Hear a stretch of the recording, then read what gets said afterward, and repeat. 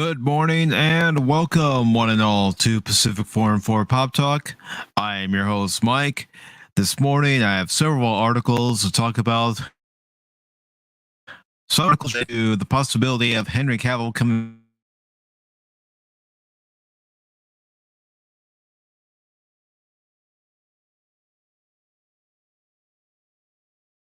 this game being ported over to PC, and a few other articles that caught my eye as I was looking through different articles on Friday and even yesterday. So let's go ahead and put out the link for anybody who wishes to join. So let me get that out there.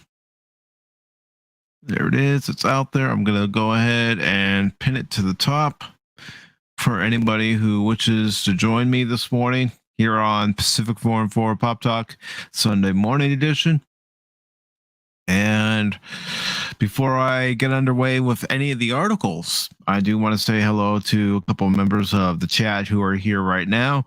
I want to say good morning to Spock's Friday Nights.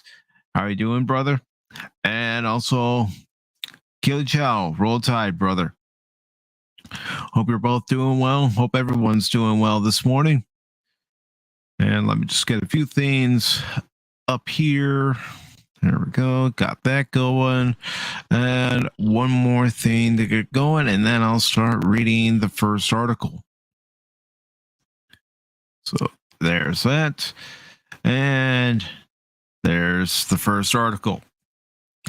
This article comes from a website I actually found the other day. I'm sure a lot of other people are very familiar with this website, and some people like me are unfamiliar with this website, but I'm, scouring the internet looking for different stories, and I came across this website, supermanhomepage.com, and thought I would talk about this. However, before I get too far ahead, please welcome at this time to the stream Anonymous. Good morning, brother. Hey, how you doing? Doing well. Fine, sunny Sunday morning. Well, it's good. It's sunny where I'm at. I hope it's sunny where everyone else is at, unless you're dealing with rain, because, it happens. It happens. So I have this article here from supermanhomepage.com, and they've got a rumor. And that rumor is Warner Brothers scrapping all Superman projects to bring back Henry Cavill. Now, to be honest, I'd be all for this if this rumor turns out to be true. After all, I think he's got the short end of the stick. He only had Man of Steel, and then there was Batman v Superman and the two Justice League movies. He hasn't gotten another solo movie, and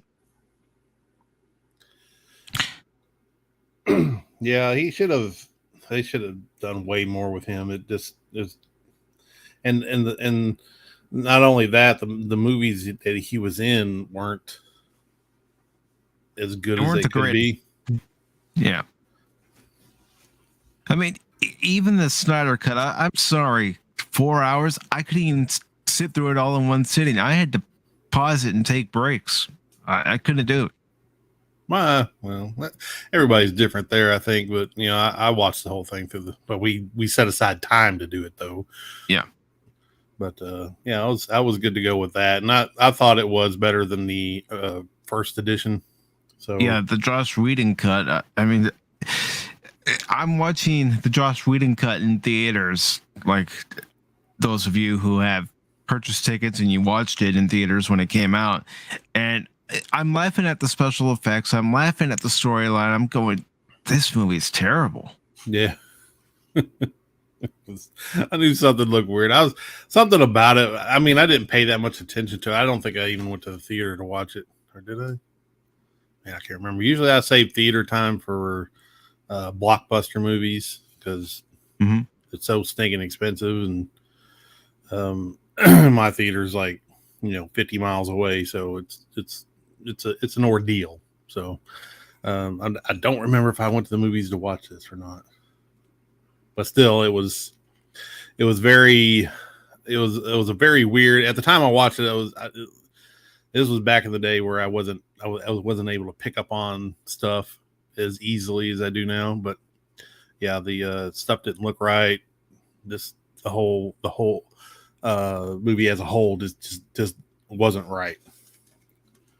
No, it wasn't. And the reason why I went to see it is because myself and a group of friends who I used to work with, and they used to live in the area, we used to go out and watch any of the DC and Marvel comic movies that would come out. And then, of course, we would talk about it afterwards, what we liked, what we didn't like. And yeah, this is how you do it. Yeah. So from this article, it says, according to TheWrap.com, Warner Brothers Discovery CEO David Zaslav is reshaping the studio's plans with Superman as a focal point for the studio. And well, Superman should be the focal point. He's the main guy of DC Comics. Veteran Stubby Chief Toby Emmerich was moved on earlier this week, with Zaslav clearly pulling the strings moving forward. And according to the Wrap's DC Insider, Zaslav has instructed his team to scratch every Superman project in development and start fresh with Cavill. Reportedly, Zaslav wants to get a Superman movie off the ground with Henry Cavill the focal point of any plans to create a shared universe of DC characters. Beyond that, from what we know, Ta-Nehisi Coates was writing the script for a J.J. Abrams produced Superman movie that was supposed to be all about a black Kal-El Clark Kent, while Darnell Madier and Josh Peters were writing the script for Michael B. Jordan's Val Zod project for HBO Max. Whether both of these Superman-related projects are still happening remains to be seen. Note, this likely wouldn't have any impact on the Superman and Lois TV series currently airing on the CW, which has already been renewed for a third season. So, again, it's a short article, and it's short in that rumor, but as far as I'm concerned, they do need to go back to the drawing board for all the projects that they're doing. Yeah, this sounds like a guy who is a fan, for one, and likes to make money. And he knows dang well that all the crap that they're putting out now isn't going to make them any money. It's they're using it as a vehicle for their ideology, and he knows it. Now, hopefully he knows it. He knows the scope and the extent of what it means. And he just wants to go back to basics, and people will come out for a Henry Cavill Superman and drop their money down. And sounds like that's what he understands. Mm-hmm. That's exactly what it is. I mean, you hear about it all the time. I'm only mentioning it because I cover the Cubs, and I have watched other sports in the past, although I've always been more of a baseball fan, to be perfectly honest. You have somebody who comes in, buys a team, and most of the time they'll clean house. They'll get rid of the current front office and coaching staff, and they'll bring in their people. And it sounds like that's what he's doing. He's bringing in his people. He wants people who will actually put out a good product and actually care about what that product is. Yep. He knows for sure that Ta-Nehisi Coates Superman is a non-starter. It ain't going anywhere. It's not going to make any money. It'll get roasted on the internet. And he can go the Disney route and come out ahead and call everybody racist because they didn't like Black Superman. He could have done that, but if he pays it just a minute of attention to what's going on, he would know that that doesn't work, and it's just going to mean, he may lose money on the movie. He may barely break even on the movie. Chances are he probably just lose money, and anybody well knows it. So, yep. And before I continue with my thought, I do want to say good morning to Captain Fandom Nerd. How are you doing, sir? hello, Captain. And here's how I look at it. Zaslav is going in there. He sees that not only is Coates writing the script, but you also have J.J. Abrams attached to this project. Now, for everybody who's been paying attention the last 6-7 years, we've all seen what happens when J.J. Abrams gets a hold of a property. It's happened to Star Trek. It's happened to Star Wars. And the end result isn't good. Not for the fans. Not at all. No. Yeah, his track record is just garbage. You know, if you can't see it, then you're not looking. Mm-hmm. And, you know, some people might have liked some of J.J. Abrams, you know, TV projects and, you know, some of his other movies in the past. But whenever you watch a J.J. Abrams movie now, it's all mystery box. It's all, you know, flash and no substance. Yeah, he's a rip-off artist. He copies everything. I'm not sure. I mean, I could be wrong about this. I know he's just an executive producer on Fringe, but still, it was more of a copy of X-Files, basically. Mm-hmm. So he has no talent, to be honest with you. He has none. He can't create anything original. He just and there's something to be said for getting influences from other people and movies and directors that you know and you love, and but influences are influences, and you know, thievery is thievery. So and that's what I think JJ is. He's a creative thief. Mm-hmm. I mean, you look at Star Trek under Kurtzman. You know, Kurtzman comes from the book of Abrams, and how every current Star Trek series now, and this is just my opinion, but every current Star Trek series now is the same. You have the same tropes, the same storylines, just a different name attached to the series. It's not like the Orville. And yes, go ahead, call me a fanboy for the Orville, because I am a fanboy for the Orville. I have watched the season premiere 5 times already, and I enjoyed it each and every time. Fanboy. You're damn right. No, it's Orville's great. Orville's original. I mean, obviously it see, that's where you go. That's what you call influence. The Orville is influenced by Star Trek, and it's not a complete ripoff. They have their own stories. They have their own creative roads that they go down. It's the same episodic storytelling, but it's original. It's you don't get that feel like, you know, oh, they did that in Star Trek. Oh, they did that in Star Trek. Oh my gosh, they're just, you don't get that. It's far superior than what we're getting in Trek nowadays. Yeah, I mean, you know, I understand why some people didn't like the season premiere of the Orville. I can see their point of view, but I'm watching Electric Sheep the whole time, and I don't want to spoil it if you haven't seen it yet, Anonymous. Well, I've seen it. Obviously, okay. I've seen it. All right, I just want to be careful just in case. Yeah.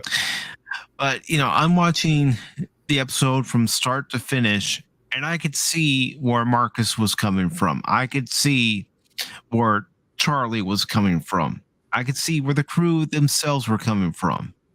And I'm glad that they addressed what happened in Identity Part 1 and 2 and how the crew felt about it, instead of getting too far into this season or even into later seasons and then finally addressing it. Yeah, they made it. I'm sure it'll come up again in later episodes. Certain aspects, it won't be as prevalent as the first episode, but there'll still be some biases towards him in other stories. But yeah, it's probably best to get it out of the way at the beginning. I did feel that like everybody was against him when like there should have been some, a small group, at least a small group of people that were, were able to look past their own biases. I mean, thought that's what the whole point of being evolved was, but and recognize what he actually did for them, what he gave up and everything. But there could have been a couple more people who were on his side, but it is what it is. Yeah, because I can understand the new crew members who just transferred over to the Orville feeling the way that they do that Isaac. They don't know him. They didn't serve with him, so why not? But I was kind of taken aback when Gordon agreed with Charlie and thinking, but Gordon, you know Isaac, you know that he'll do whatever he can for the crew. I mean, he showed it right then and there when he took off the head of Kalon Primary. Yeah. And it's not an easy thing. I mean, they should have brought up the fact that, for a human struggling with their feelings and their beliefs, I guess, say he served that long as a human or as a humanoid or whatever. And, and he got to know and love. I mean, he had all the feelings of a human. And he got to know and love, the kids and his crew members and everything. And then when it come time to, turn on them, he would, you could see how he could turn on his own people because of it a lot easier. And even if he went along with a little bit and he can see his struggle within him, I don't want to do this, but my people, this is my orders. I have orders to do this. And and that would have been fine enough, for that. But he's a freaking android. He has programming. You know how much harder it would be to go against your own programming, as a artificial life form. That would be even harder. Perfect example is in the Terminator movies. In order for the Terminator to fight alongside the humans, that Terminator had to be reprogrammed. Yeah, they don't have free will. That's the big crux of it. Androids don't have free will. Humans do, and to deny your programming and rewrite he basically had to rewrite his programming on the fly, and because of the connections he had with the kids and the doctor. That should have been recognized and should have been, an argument for him by somebody. Mm-hmm. Because even 7 and 9 had to be separated from the Borg Collective in order to regain her humanity. Even that took a while. Yeah. And then, of course, we saw what happened in Star Trek Picard, what they did with that, which I call BS on their logic. Or lack thereof. Yeah, there's a lot of you could call BS on them. Yeah. Yes, sir. So, our next article here from Giant Freaking Robot says that Warner Brothers is bringing back the Snyderverse after major shakeup. Again, these are rumors, folks. I'm not saying this is happening. I'm just reading what's right in front of me. Well, if they're going to go with Cavill, I can understand why they would want to go with the Snyderverse, keep going with the Snyderverse. Mm-hmm. But if they could do it without Snyder, that might be all right, I guess. I personally like the bright feel of like Christopher Reeve's Superman's world, you know. The dark, gloomy universe is not something I really care for that much. I mean, I did like Man of Steel, and but it just everything's too dark for me. And I mean, it's not a deal breaker, but it's just preference, I guess. But if they're going to go with the Snyderverse, they're probably going to go with the same aesthetic, and you know what you're going to do. Very true. There's not much you can do if they want to stick to a certain look and feel for a movie. Yeah. Yep. And Spock says Reeves Superman is the best Superman, period. Well, he's my favorite because I was a kid when I was watching the first Superman movie with Christopher Reeves, and then Superman 2, and then Superman 3, Superman 4. Say what you will, but as a kid I enjoyed it. Watching Superman 3 and Superman 4 now, I can't do it. Yeah, well, you don't know things when you're a kid. Like I say, my kid, when we took him to the theater to watch The Last Airbender. Of course, I hated it because I was an adult, but I loved the cartoon, but the movie was atrocious, but he loved it. He was only like 8. He loved it to death, and now he hates it. I said, son, one day you're going to watch that movie and you're going to realize how crappy it is. And then he grew up and he watched it again, and yeah, he's like, oh my gosh, it's terrible. So yeah, you don't know. It's a part of life. It's a part of growing up. Yep. Movies that you once praised, you go back and watch them and you go, it's not as great as I once thought it was. Even TV shows, you go back and you watch them over again and you say the same thing. Yeah, some things just don't hold up. And let's see, Spock is saying, I enjoyed the Brandon Routh movie a lot. It had that same brightness the Reeve film said. Yeah. Yeah, it was much, much closer. Yeah. Yeah. So this article says Warner Brothers recently merged with Discovery, and that has led to many shakeups in terms of executives that were once working for the studio. This had led many to speculate on where that might leave some of the biggest franchises. One particular franchise in trouble is the DCEU. It is no secret that the DCEU has been a glaring mess for a long time.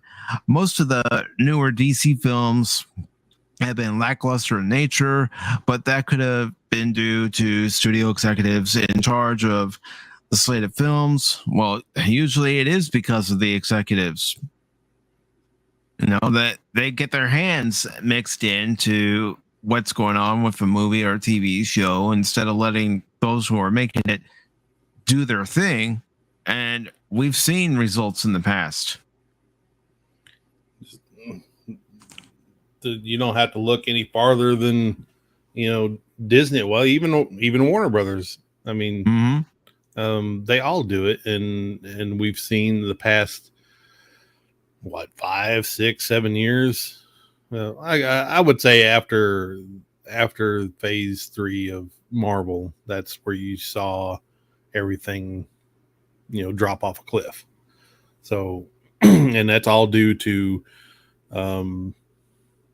executives, non-creatives running the show and putting their goofy little hands in everything, and tying the hands of the people who do actually create, or basically hiring people who aren't creative to be creative, and they just can't pull it off.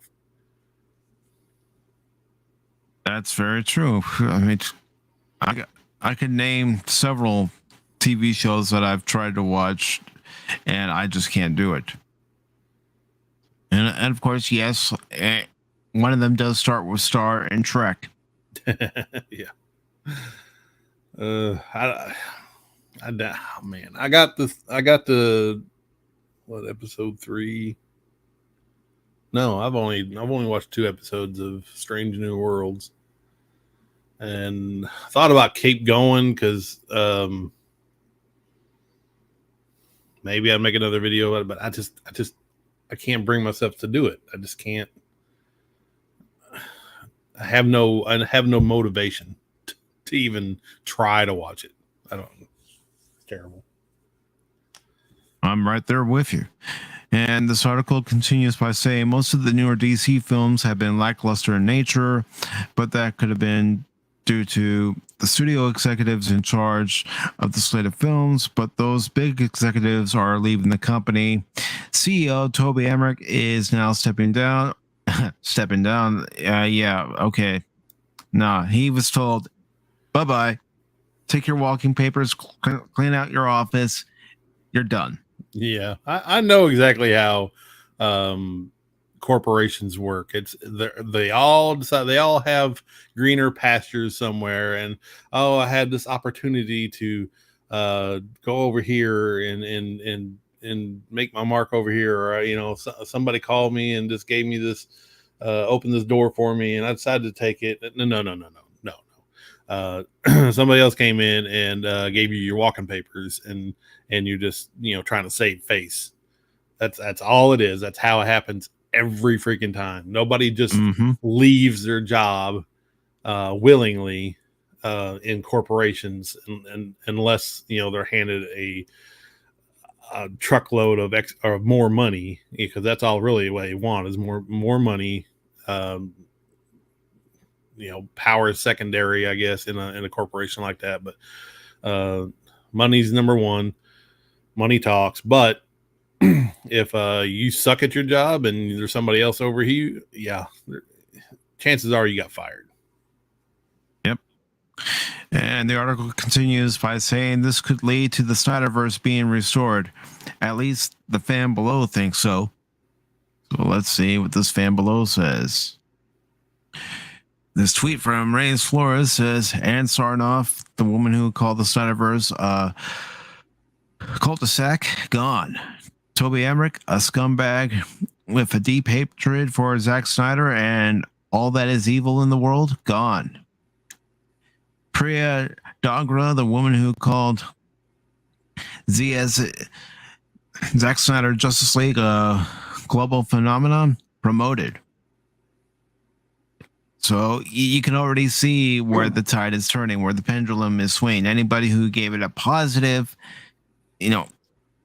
feedback, well, guess what? You got a new promotion. Anybody who was negative about it has held it back. Bye-bye. See you later. Don't let the door hit you on the keister on the way out. That's right.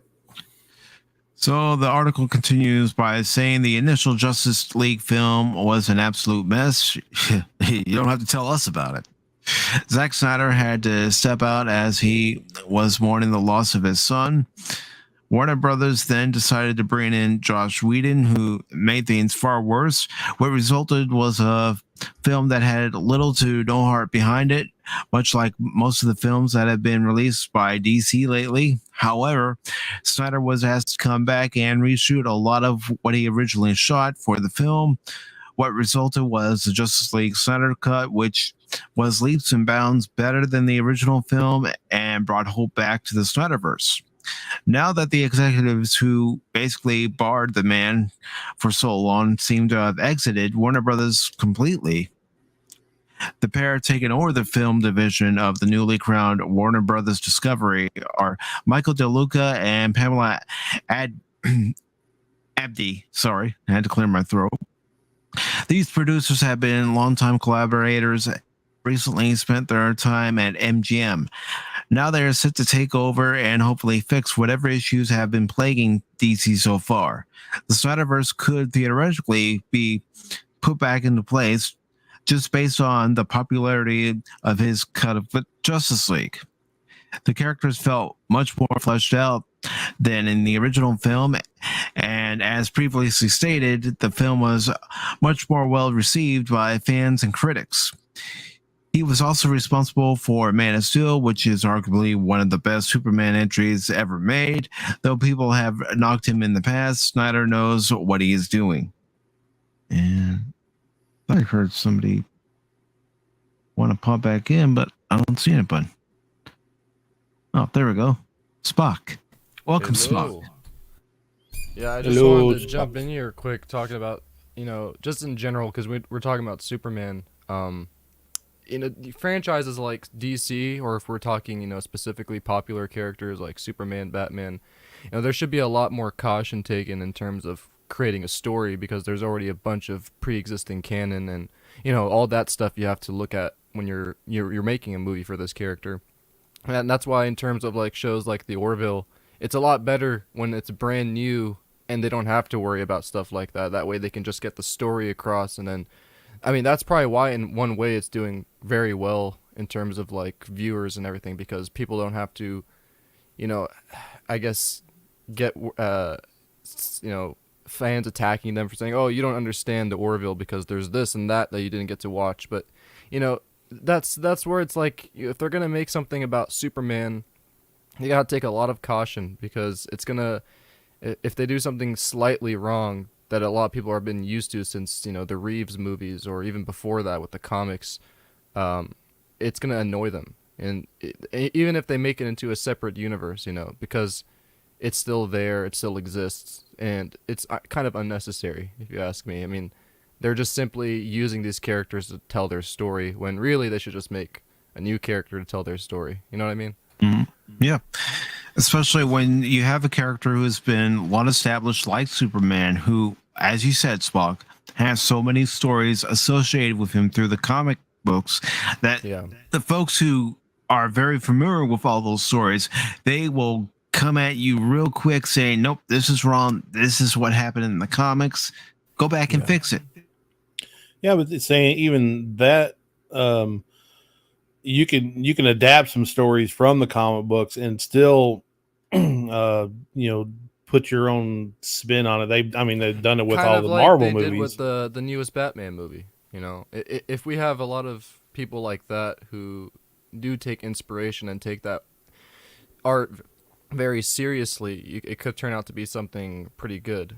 It doesn't have to be egregious. It's just a rare, it's just a rare thing, because we can't expect people like J.J. Abrams to take that kind of respect, or Kurtzman, and unfortunately there's a lot of those kinds of directors who just want to tell their story just cause, even if it doesn't pay any respect to previous, and that's the thing that annoys them the most, which is why I'm like, maybe it's better if they just start something new, so that little stuff that annoys them, like, oh, you didn't do this right, they don't have to worry about that. They'll just make something brand new. It doesn't even have to be DC. Like I said, that characters like Superman and Batman, they have to be taken into care of people who've been reading since the very beginning, or not even since the very beginning, who at least understand the character. It's just it's a rare thing. Has enough respect to learn about the character and read some material to so they don't go off the rails. Yeah. No, because DC has always been about, a lot of people bring it up to me, it's always been about multiple universes. I'm not arguing about that. It's just that when you make another universe, to simply use that character to put your own agenda, your own message, you're not even, like, for example, I'm sorry to keep bringing it up, but the gay Superman's son, they're just using that as a basis to promote whatever they're trying to promote. They're not even getting any... and I've read a bit of it. They're not really being too, how should I say, the best term I can say is nerdy about like his origins, his powers, his foes. It's just about his life as a, you know what I mean? They don't really teen drama, basically. Yeah, it's just team drama. And if they're gonna make a story about that, that's fine. I'm sure that's something a lot of other people might like to read. But in terms of DC and Superman, that's kind of a bad platform to use. Just make your own, This is where my argument stems from, because they're just using these characters because they're popular, and they know they're have popular. A built-in audience. Yeah. Yep. It's been said multiple times before. They don't know how to create something new. They rather leech off something that's already been established. And mold it into their own vision. Like J.J. Abrams, like you said, he's like a thief, and he's like a creative thief. And with Star Trek, it's such a popular title that, especially the first one, 2009, when that hits the theaters and commercials and everything, people are gonna go watch it despite what the story is, just because it's been how many years since Star Trek Enterprise? 2009 Star Trek, just the name alone, bought audience. But then I guess after the first movie, people kind of were a little bit more cautious about what this is going to turn in. But that's my point. He's using the name as a platform to bring in people so he can tell his story, rather than continuing the legacy of these Star Trek characters. There could have been something really cool. I liked the idea of there being a separate universe, besides the mirror universe. But it was mainly used as a tool to make his own version of Star Trek. It would have been interesting if the Kelvin timeline was very similar to the Federation we know, except for some minor differences, and they could have gone into that a bit more, instead of blowing up planets and all of that. Yeah, and that's all they have to do is, come out and say this takes place in a different universe where there are some similarities, but there are some differences. Fans would have accepted that. We wouldn't be so up in arms about it, because they, being the producers, were the ones who said this takes place in the original timeline. And you look at the tech and you're going, no, that doesn't fit with the original series. Because let's face it, you can construct the sets to look like they did in the original series. They did it in Next Generation. They did it in Enterprise. Yeah. No, I'm sick of crapping on New Trek simply because it's so obviously bad. We all know that. It's obviously bad. But it could be better. Like, I'm thinking very optimistically and genuine that it could be better if they were not stubborn and said, you know what? Yeah, this isn't in the original timeline. This is in a whole other timeline. I'd be like, okay, you know what? That's fine. I can make up for all those inconsistencies. I'm personally not going to continue watching this universe, but it makes a lot more sense to me as a Trekkie why this doesn't add up with all of the other stuff we've been seeing. Right now, the best way to put it is that New Trek is stubborn. They don't want to be put in a separate universe because they're using the popularity of the Prime timeline. That's it. I mean, I've even seen people, tweet about the Gorn, saying that the Federation encountered the Gorn before Kirk, and I'm sorry, but I've watched Arena several times, and in that episode, they do say that they've never encountered the Gorn before. Yeah. They always like to get rid of a mystery because it's more interesting to them when they've pre-encountered something that was supposedly said to never have been found before, like the Gorn. I don't like that kind of philosophy. I think whatever should have stayed as the first-time discovery should stay as a first-time discovery. DJ Ronnie brings up a good point, too, about the mirror episode. And the article continues here by saying Zack Snyder is currently filming his new failed Star Wars pitch, now turned into Rebel Moon. The film will premiere on Netflix and follows his success with Army of the Dead. Goes on to... I've never watched Army of the Dead, so I can't tell you if it's good or not. I've never heard anything good about it. Never. For as much hate as the man gets, he certainly has had a lot of success on the streaming service side of things. It could be time to bring back the Snyderverse in some capacity to HBO. I mean, whoever wrote this probably was more leaning in terms of being a fan of J.J. Abrams.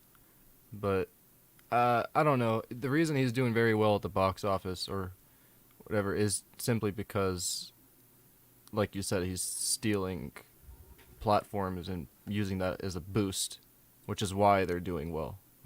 Other than that, I mean, they're not really great movies. No, and the article continues by saying DC and Warner Brothers Discovery are likely in a wait and see pattern, as the next big entries for the studio are Black Adam and Shazam: Fury of the Gods. The former comes out in November and the latter in December. With how well Joker and the Batman did, the studio might want to get away from connected Snyderverse and lean more into solo one-off DC films. Well, that remains to be seen. And Captain Phantom Nerd says the original universe is not the Prime universe. Exactly. Yeah, well, not to them it isn't. Because, that's from what we all know watching Enterprise and before. That is the original Star Trek universe. And then after that is when, they start to split up things. Especially when it reaches Discovery. At least, like I said, with JJ, as much as I like you said, I like what you said, Animos, that, there is a thing about influence and there's a thing about thievery. It clearly for him, it's more than just inspiration, because a lot of the things he just takes, and it's just, it's become that gateway where it's allowed people like Kurtzman to step into this universe and do whatever the hell he wants to do. That's why I'm not going to also side with J.J. Abrams. His movies might be better than the TV shows coming out right now, but he's still that gateway that allowed Kurtzman to enter. You know what I mean? Yep. Mm-hmm. If there wasn't a JJ trick, there wouldn't be any Kurtzman trick. That is true. And, the first one was successful. I'll give it that. It was successful. The second one, there's a better movie. Yeah. They tricked us. I went and watched that movie, and with all hopes, they're going back, they're redoing stuff, they're gonna tell bigger stories than the TV show, and what the whole time I was watching this movie, I was absolutely positively sure they were going to reset the timeline and make everything back the way it was, and they didn't do it. And that, ticked me off. And then it just snowballed from there. He kept stealing. He stole from Wrath of Khan, and he just basically redid Wrath of Khan. And before it was even before the time, I guess, of that story, the time that story came out, it was too premature, and he ripped it off. Those movies, they succeeded because of how mediocre they are, and a lot of people love. There is a lot of good mediocre action movies out there. I won't lie, I watch a lot of them. Like for example, as silly as Big Trouble in Little China is, that's simply an action movie. Supposed to be. But it was a great action movie. It wasn't hot big budget. It wasn't that's what I mean. It fits for that universe because it's intentionally trying to be silly. With Star Trek, it's proven before that it has those little comedic moments, maybe not as much as the Orville, but overall the tone is serious because they're facing not just status quo issues, but they're facing things we've always had to deal with as humanity in the past and in the present. So it's drifting away from that, and that's what the 2009 trilogy kind of established, that they're trying to be more mediocre. They want to have just action-packed starship fighting, bit of character development. I think the most we got had to probably be from Simon Pegg's Scotty, maybe. Some people will probably say even Carl Urban's McCoy. Yeah, Carl Urban seemed to tap into DeForest Kelley, and he was great. That guy's just generally a great actor. But it's introduced that idea, and it did so well. So when those three movies did, especially the first one did pretty well, that gave the idea to CBS that we don't have to take so much time, we don't have to spend so much money for a Star Trek episode now. People just want to see basic crap, and that's not obviously all of us. A lot of us do appreciate how Star Trek used to be, but unfortunately, when you introduce something new and it's just action packed, you're gonna get a lot of new people. It's gonna get I forget the word, gentrified. Sorry, So a lot of normal people who have never watched Star Trek before are gonna jump into this and give their opinions, and that's kind of gonna flood everything we've been asking for. You know what I mean? So what we've been asking for as Star Trek fans is probably not even heard to them anymore. They ignore it because they just want to do what makes them money. Yeah, you call them the normies. They want to see an action-packed movie. They want to see an action movie. So they're not big Star Trek fans. They know of Star Trek. They probably seen some episodes, or maybe even watched the entire series of like TNG or something. But they don't understand, or they thought it was too intellectual, too boring.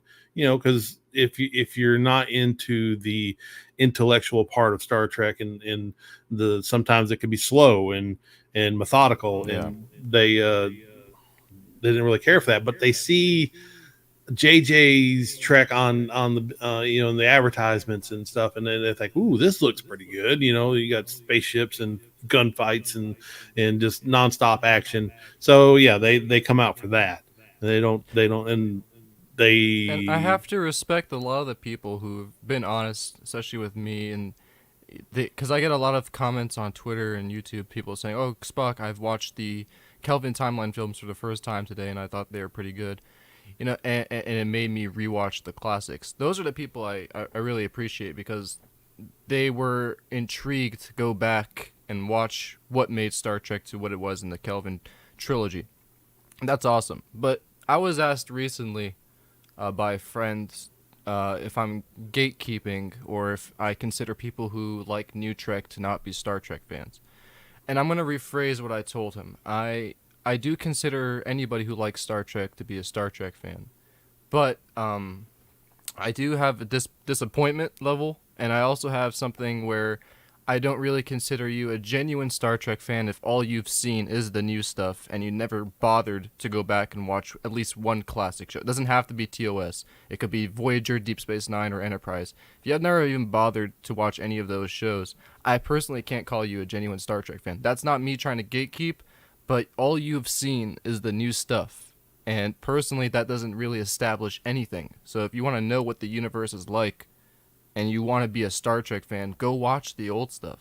Even if you don't like it, watch something that might appeal to you. Usually that's TNG to a lot of people, or that's Deep Space Nine. I get a lot of people saying TOS is boring and it's slow. It definitely appeals to a certain audience. I really love TOS, but it might not be for everybody. So if you're looking, Go ahead. I even have a recommendation. Watch Space Seed and then watch a real good Star Trek movie. I shall leave you as you left me, as you left her, marooned for all eternity in the center of a dead planet. Buried alive. Buried alive.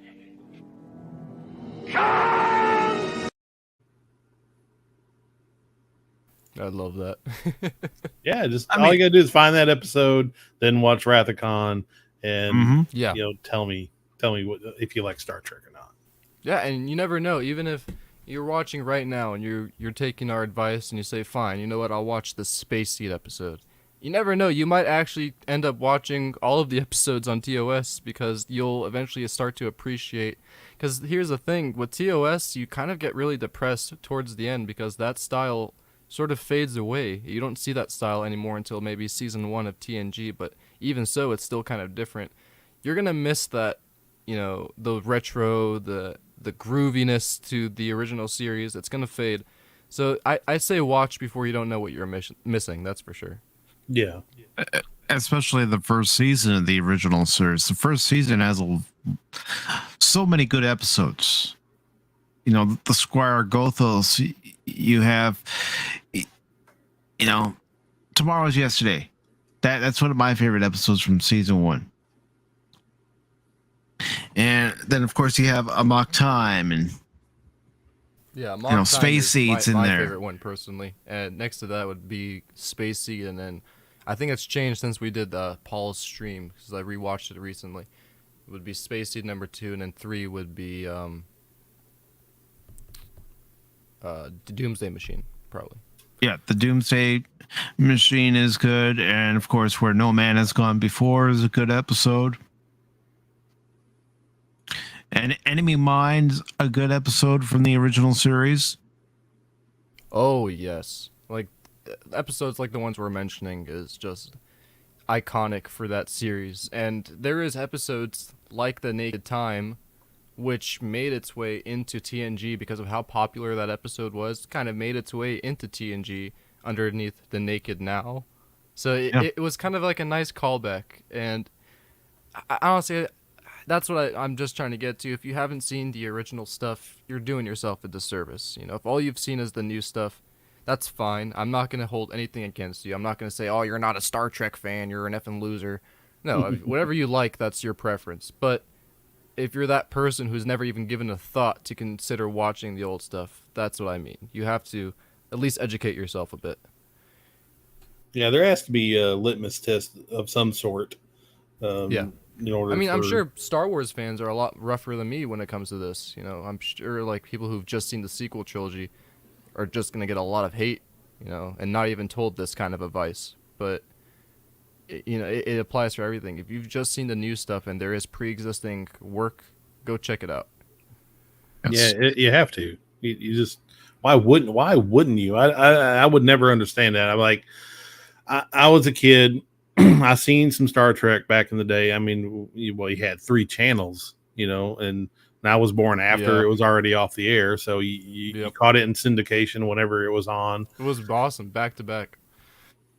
Yeah, and so I'm not even sure. I don't even think I watched the entire series growing up because of the sparsity, sparsity of watch the episodes coming on TV. So I recently got the series and went through the entire series, and it's still as it started off slow and stuff, and it's fine. It's a different kind of TV show, and then yes, it is a campy. It some of the overacting is I ain't saying bad, but it is what it is for the 60s. You know what I'm saying? And, Shatner's acting is Shatner's acting. Well, not even just his, like some of the other people are, like even like some of the guests, you see some of the guest, actors, like some of the women that, play a part in that episode or something. Some of it is, pretty much over the top.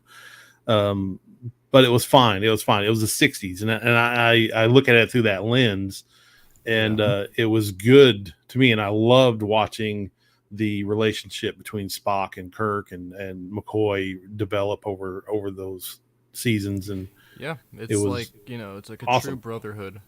Yeah. Yeah. And that is just something that unfortunately gets mislooked at as the weirdest stuff possible. And I'm just going to speak one thing, and that's Spurk. That's the grossest thing I've probably ever seen.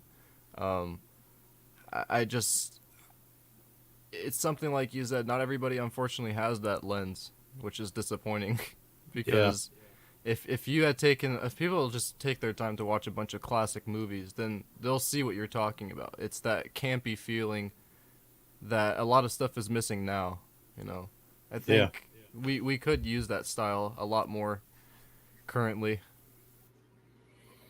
And, you mentioned campy, but one thing that comes to my mind right away is the 66 Batman series. Yes, it's campy and goofy, but you enjoy it. You can sit down and watch the episodes and just enjoy it for what it is. And don't think about it too hard. Call the, Adam West Batman iconic, Yeah, he's iconic for a reason. And I hope you don't have to go anytime soon, Spock, because I do have a couple articles I want to get your thought on. And one of the articles is I just got home right now. I'm chilling. Let's get through this. Awesome, Yay. brother. Awesome. All right, so let me go ahead and bring up the first article that I want to get your thoughts on. And this article comes from Superhero Hype, and it's Sony's Spider-Man Remastered is coming to PC this summer.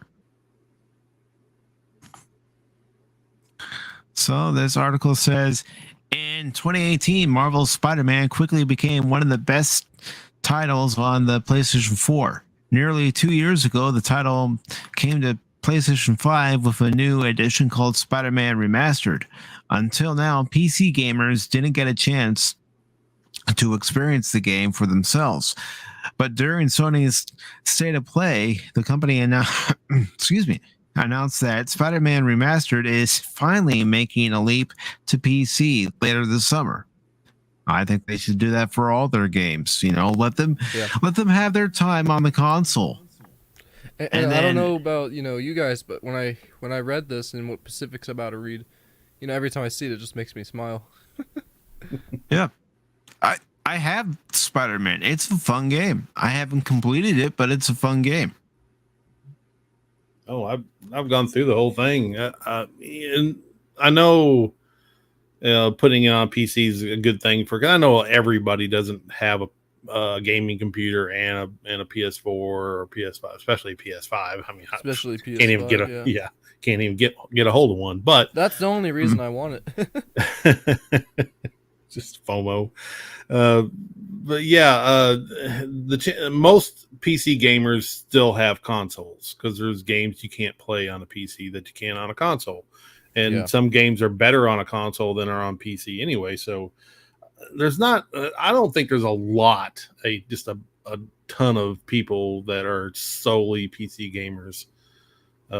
But I know they're out there. But yeah, it's just, I hope they make, well, here's the thing. It's coming from the Insomniac gaming engine, which I know takes a ton of elements from Unreal Engine. And knowing how to, I use Unreal Engine and knowing how optimized it is generally, I'm sure we can expect pretty good performance on this game on, like, say, medium-low graphics for lower-end PCs. It's just, I was really happy to hear this because of how hard it was to get a PS5. And I was happy to hear that they're bringing, the PS4 Spider-Man, although I'd already played it since I own a PS4, and I beat the entire game and I loved it. It was Miles Morales, which was the one I really wanted to play out, and I didn't get to because PS5 has been little but available anywhere.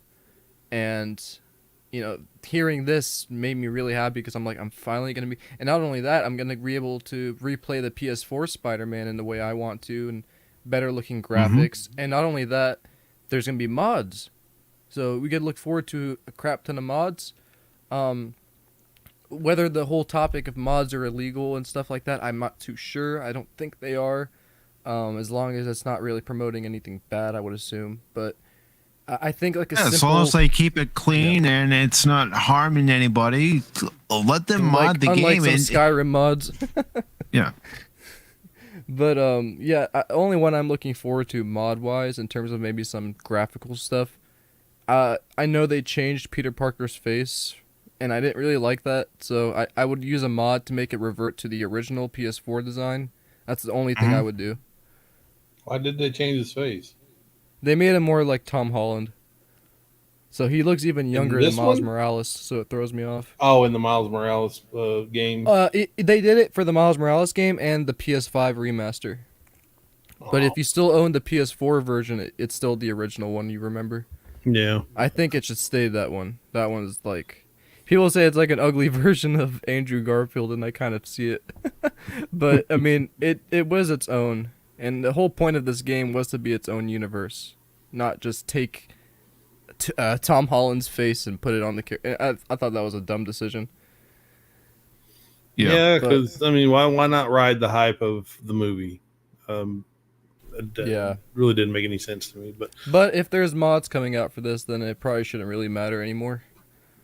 Unless you still own it on console, I guess. But I didn't have a PS5, so I'm chilling. I don't have a PS5. I don't ever intend on buying a PS5 because you can't find a PS5 to buy. But, didn't you not see? I saw an advertisement or something that says Sony is like promising everybody will have opportunity to buy a PS5 soon.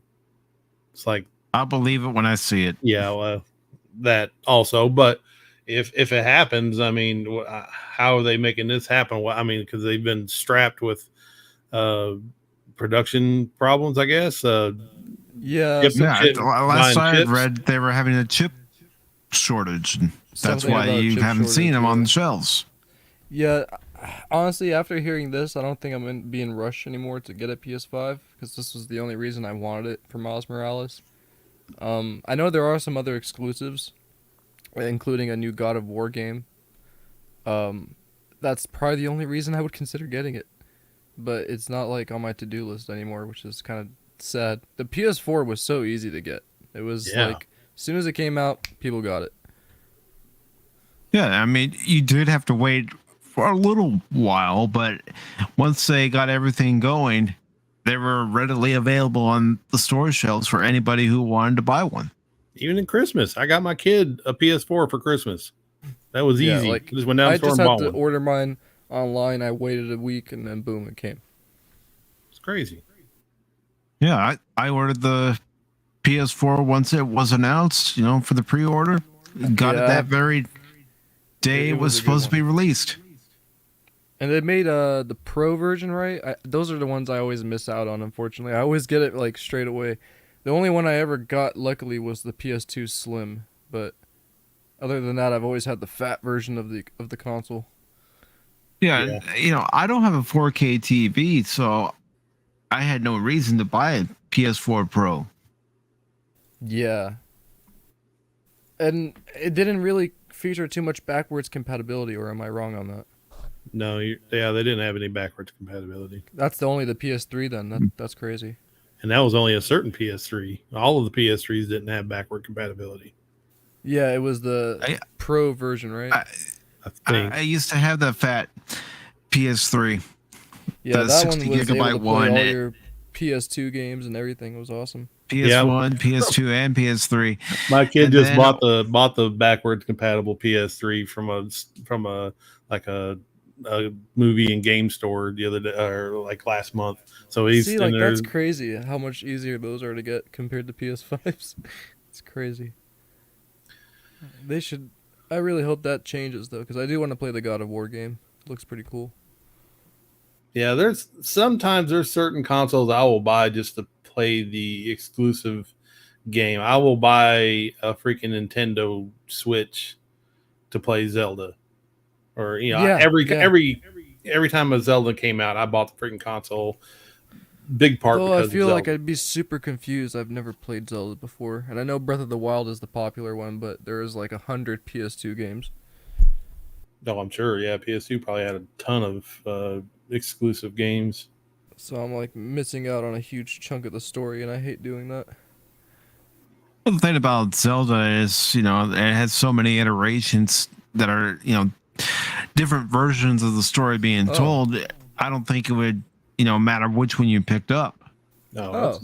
just pick up the original and you're good to go. Even if you have to play it on an emulator, I don't know.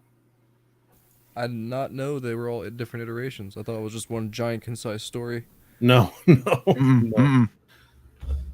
That's cool. It's Yeah, the I same mean- premise for every story, but it's a completely different story. I don't know if that makes any sense to Yeah, you. I have a Switch. I'll try it out then.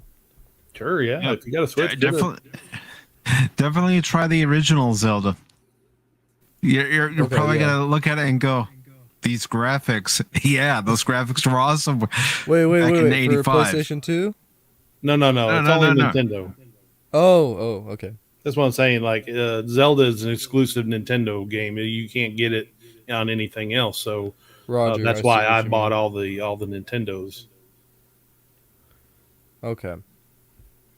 Yeah, I'll have to get a Nintendo emulator, unfortunately. Yeah, well, that's fine. But Just I have the a games cousin are awesome. who can probably help me out with the BIOS. He has the actual device. So this article continues by saying, to go along with the announcement, Sony released a trailer for the game's PC edition.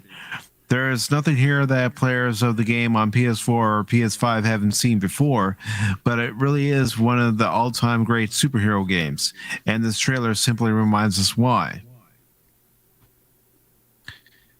Yeah, Shortly after the game was first released, Insomniac and Sony released 3 DLC chapters: Silver Lining, Turf Wars, and The City That Never Sleeps. All 3 will be included with Spider-Man, Mike.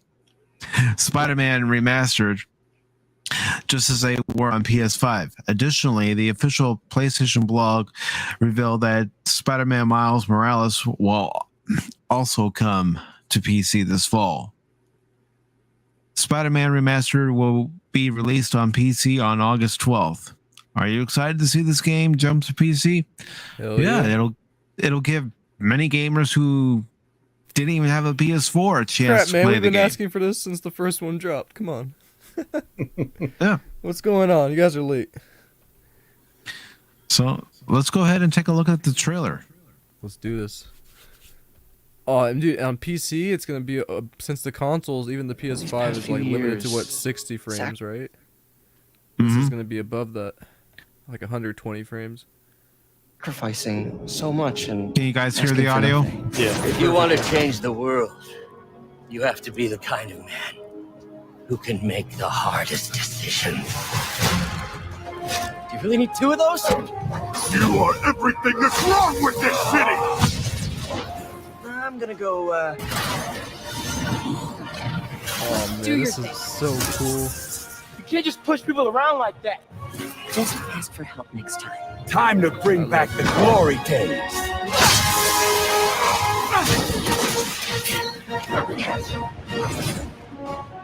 That's so cool. Did you just leave your clothes on the kitchen floor? And I love how soon it is, just 2 months away. Mm-hmm.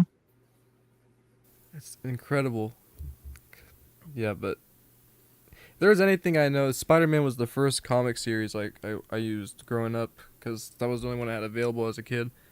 And then, I just started going through, and it's kind of fuzzy here and there, but if anything from Marvel, he's the only thing I love. So this was just like the best news this year, personally. Next to, I guess, the Star Trek Resurgence video game. Yeah, which I haven't seen any release date for that yet. Yeah, I hope it's still going on. What kind of I game hope is it that? is. Have you seen it? The trailer? No, I've not. You should pull that up right now. That's a sick game. I've been kind of disappointed, to be honest, with like most Star Trek games. It's just, Yeah, Star Trek Online, it's like it has its moments, and then even with that, when I play it for like more than an hour, I get kind of like, this is repetitive. You do Yeah. the same stuff. The graphics are, they're decent.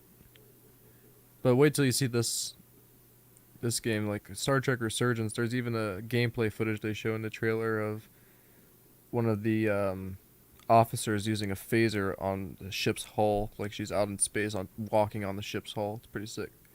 Yeah, I'm pulling it up right now. No worries. I'm just waiting for it to come up. YouTube's been a bit slow for me today. Yeah, I was gonna ask you if it's been slow for you because it's been slow for me as well. have you played any of the old Spider-Man games, PS2? Oh yes. Okay. Yes, I still have them on discs, and I recently mounted them to my emulator so I could play them on the PC. Yeah. Because my friend showed me a good one that they've been working on. But the ones I have is the first three from Tobey Maguire. Yeah, so we got 1, 2, and 3, and then I think Shattered Universe was on PS2 as well. Yeah, it was. I have some What? for the PS3, but then Which there's was also the really old one? I can't Friend or even. Foe? I can't remember. I played. I mean, it's like the graphics were like Nintendo or almost. Well, not Nintendo, but maybe if it's Nintendo before 64. PS1, I wouldn't know. It may be a PS1 game, but I had it on the PC. Web of Shadows? There was Star Trek Invasion for the PS1. Oh yes, that's a good one too. And that's one that was developed by the guys that developed Colony and Wars. the thing is, this web swinging in those games are so underrated because like they'll do comparison videos on YouTube comparing those games to the new one. And it's like, yeah, there is that, smoothness difference, but these games are like, it's crazy how good they were for the time. Especially Spider-Man. So what I'm going to pull All up here is the first 4-minute gameplay video for Star Trek Resurgence.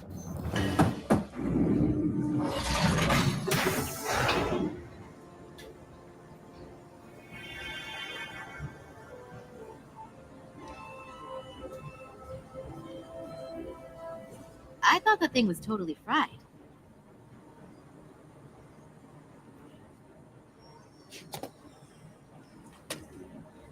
Nice work, Carter. Nothing to it, Neely. And not a moment too soon. The boss wants us down in engineering. Like, now.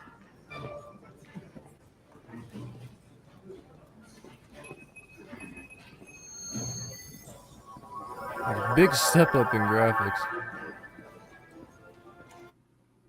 I love that teleporter effect. I just wish there was a first person mode. Maybe there is. You never know. It could be one of the features they haven't announced yet. Yeah, just hidden. But this is created by the same team from the Telltale games.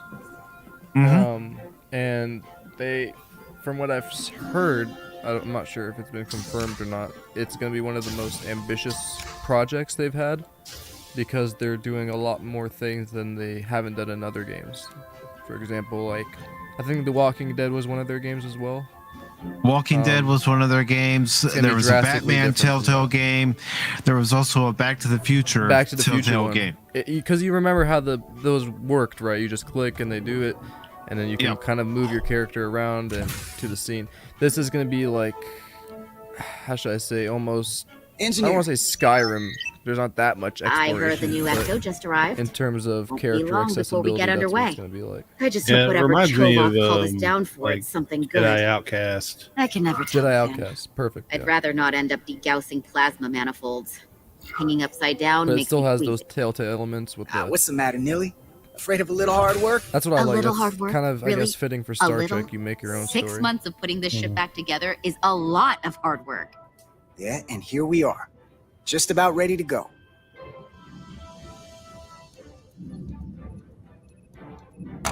Looks like we got here before. Lieutenant Commander Chovak. We were just looking for you, Commander. Petty Officers Edsalar, Diaz. I was beginning to think you would be late. We are all hands on deck right now, which means if you are not at your post at the appointed time, I do not have someone to replace you. A point I have been forced to make to Petty Officer Edsalar on repeated occasions. It's not a bad Vulcan impression. No. Commander Chovak, isn't it true that if we were almost late, it categorically means that we were not late? That is correct, Mr. Diaz. I mean, if anything, Edsalar and I are following the schedule to the letter. Yes, perhaps I should adjust the schedule accordingly. So, I don't suppose you wanted us down here to check in before we go off duty? Equip yourselves in EV suits to work on the exterior of the hull.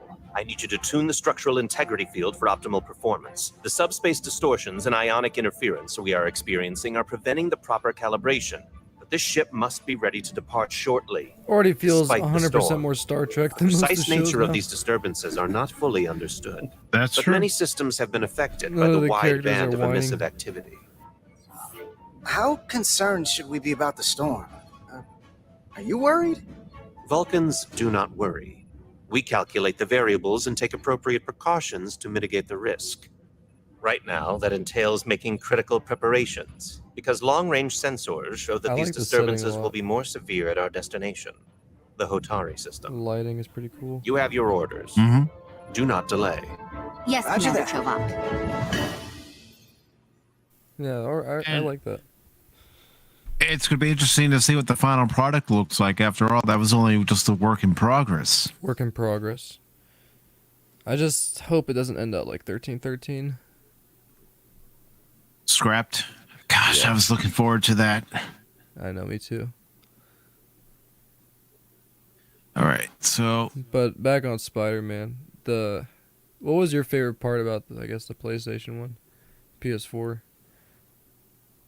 just the fact that it was pretty much open world. You can go anywhere around the city and interact with different people. Just the gameplay and the controls. I really appreciated the fact that they took time to make sure that it was smooth.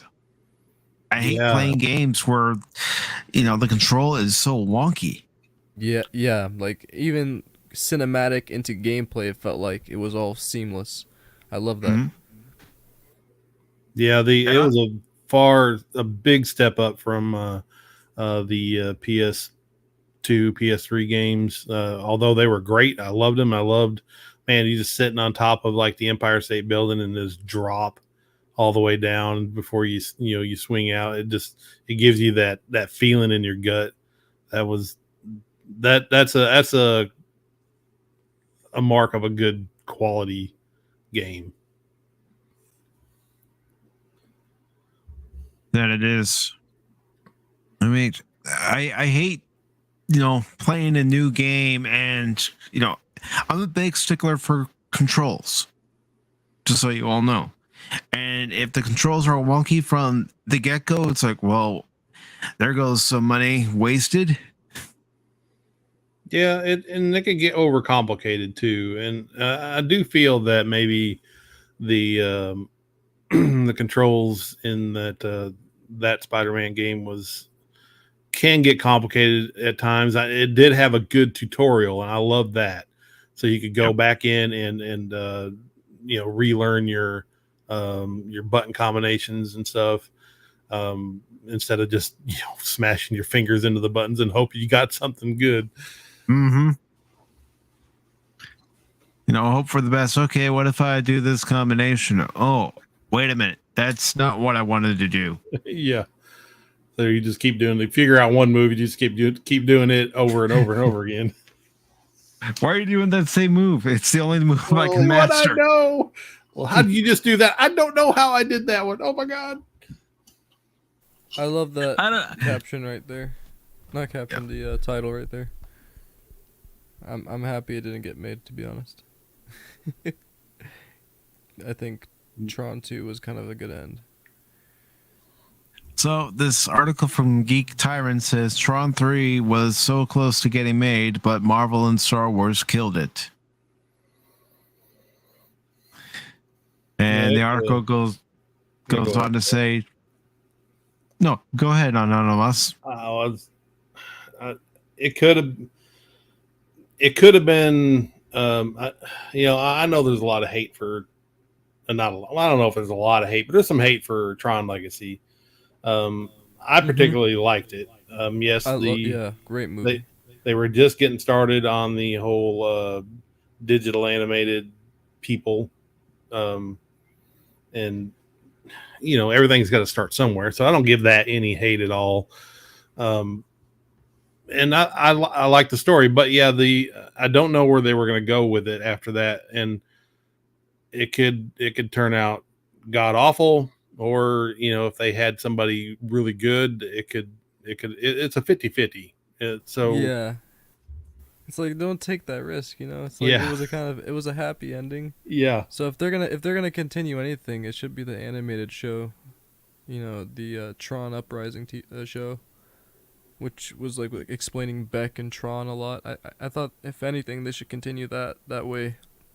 What we've had established already with Sam and Cora leaving wouldn't change, wouldn't be meaningless or anyway. I'm gonna reshare it in just a second. They find a thing now in sequels to make pre-existing things meaningless, and I wouldn't want that for Tron. No, Tron was so good back in the day. God, I loved it. I can still go back and watch the original Tron to this day and not be bored of it at all. Man, good movie. When they had the arcade game, I died to play that game. I tried to find an arcade somewhere that had that game. I would sit there and play it until my quarters ran out. You guys are making me want to watch Tron today, damn it. So good. Well, go ahead and call me the Emperor, and this is pretty much the order I'm giving you, Spot, for Tron. The time has come. Execute Order 66. All right, so this article says Tron Legacy director Joseph Kosinski is currently flying high off the recent success of Top Gun Maverick. Before he jumped into the danger zone, though, back in 2015, he was set to direct Tron 3 for Disney, which was titled Tron Ascension. The Which movie I was did so not wanna close. see. I understand. If you know The the movie- story, that is, because they leaked the. I don't know if they'll go into it. Yeah, But yeah. The story wasn't gonna be any good. With I'm Jared sorry, it Leto. wasn't. Oh, it is Disney, so The movie was so close to being made, and the director had the whole thing written and storyboarded. The cast was set, and things were on the road to production when all of a sudden the project was canceled. Kaczynski shared some insight on the project in a recent interview with Vulture, and he puts part of the blame on Marvel and Star Wars. And this quote goes on to say, "We got so close. I really tried. I got so close in 2015, and Disney pulled the plug on it. I hadn't built anything, but I had the whole movie storyboarded and written.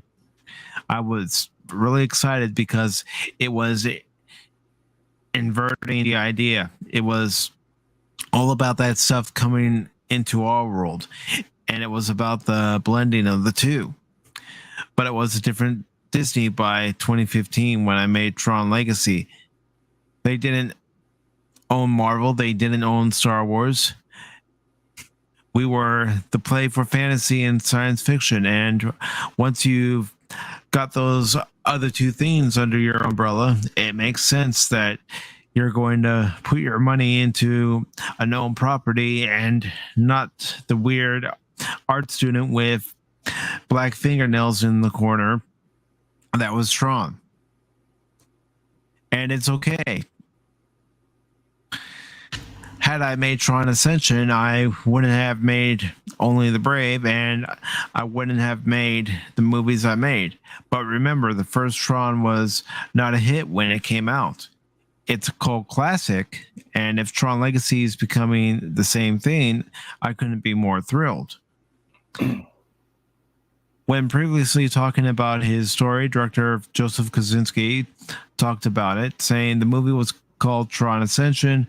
What I'm excited about is the concept, which is an invasion movie from inside the machine coming out as opposed to one we've usually seen.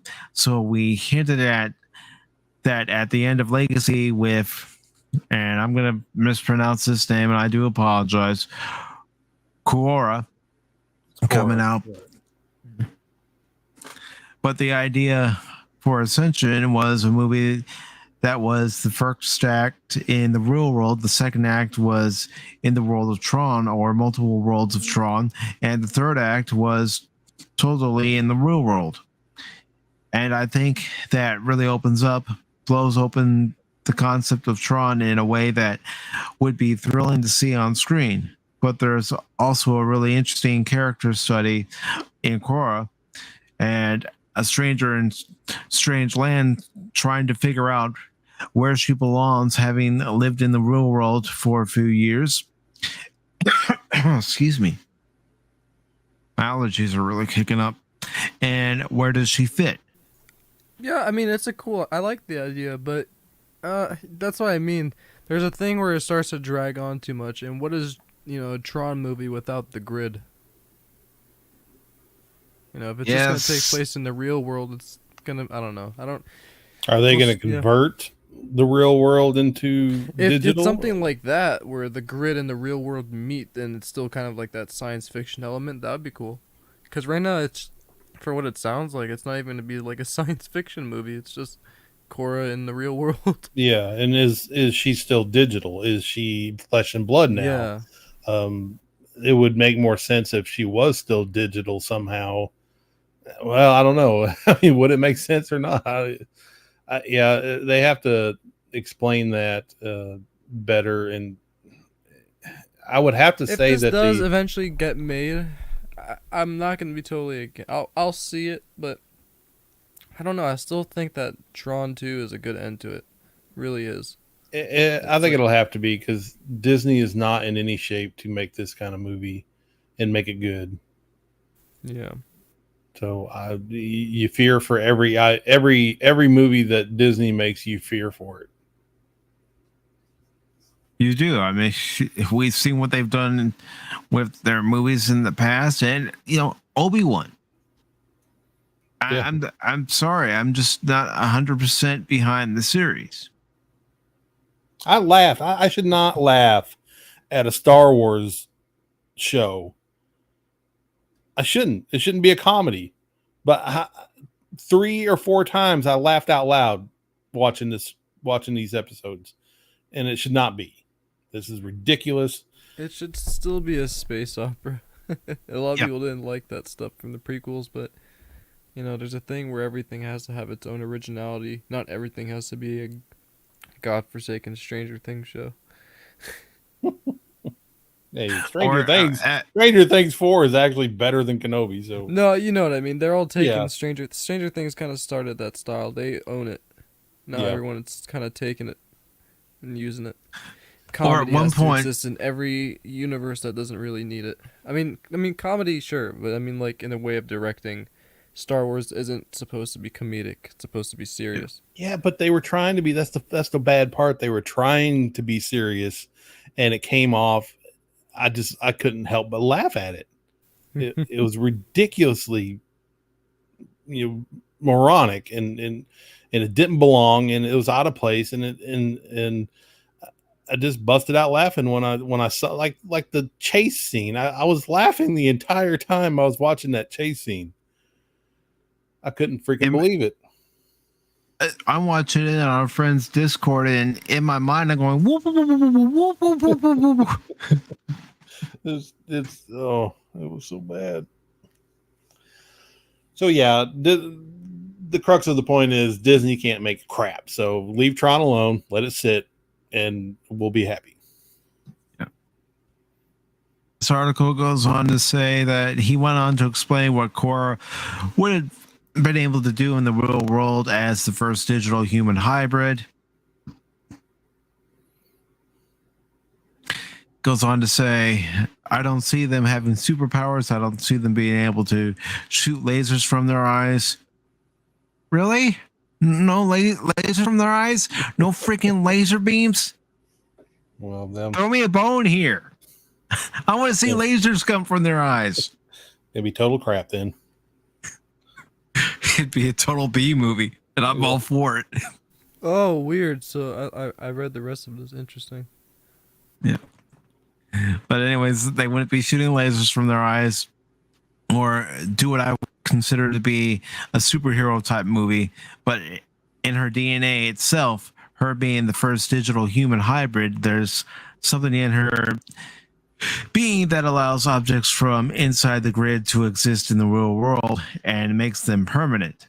So that was the idea. So I think the idea is strong.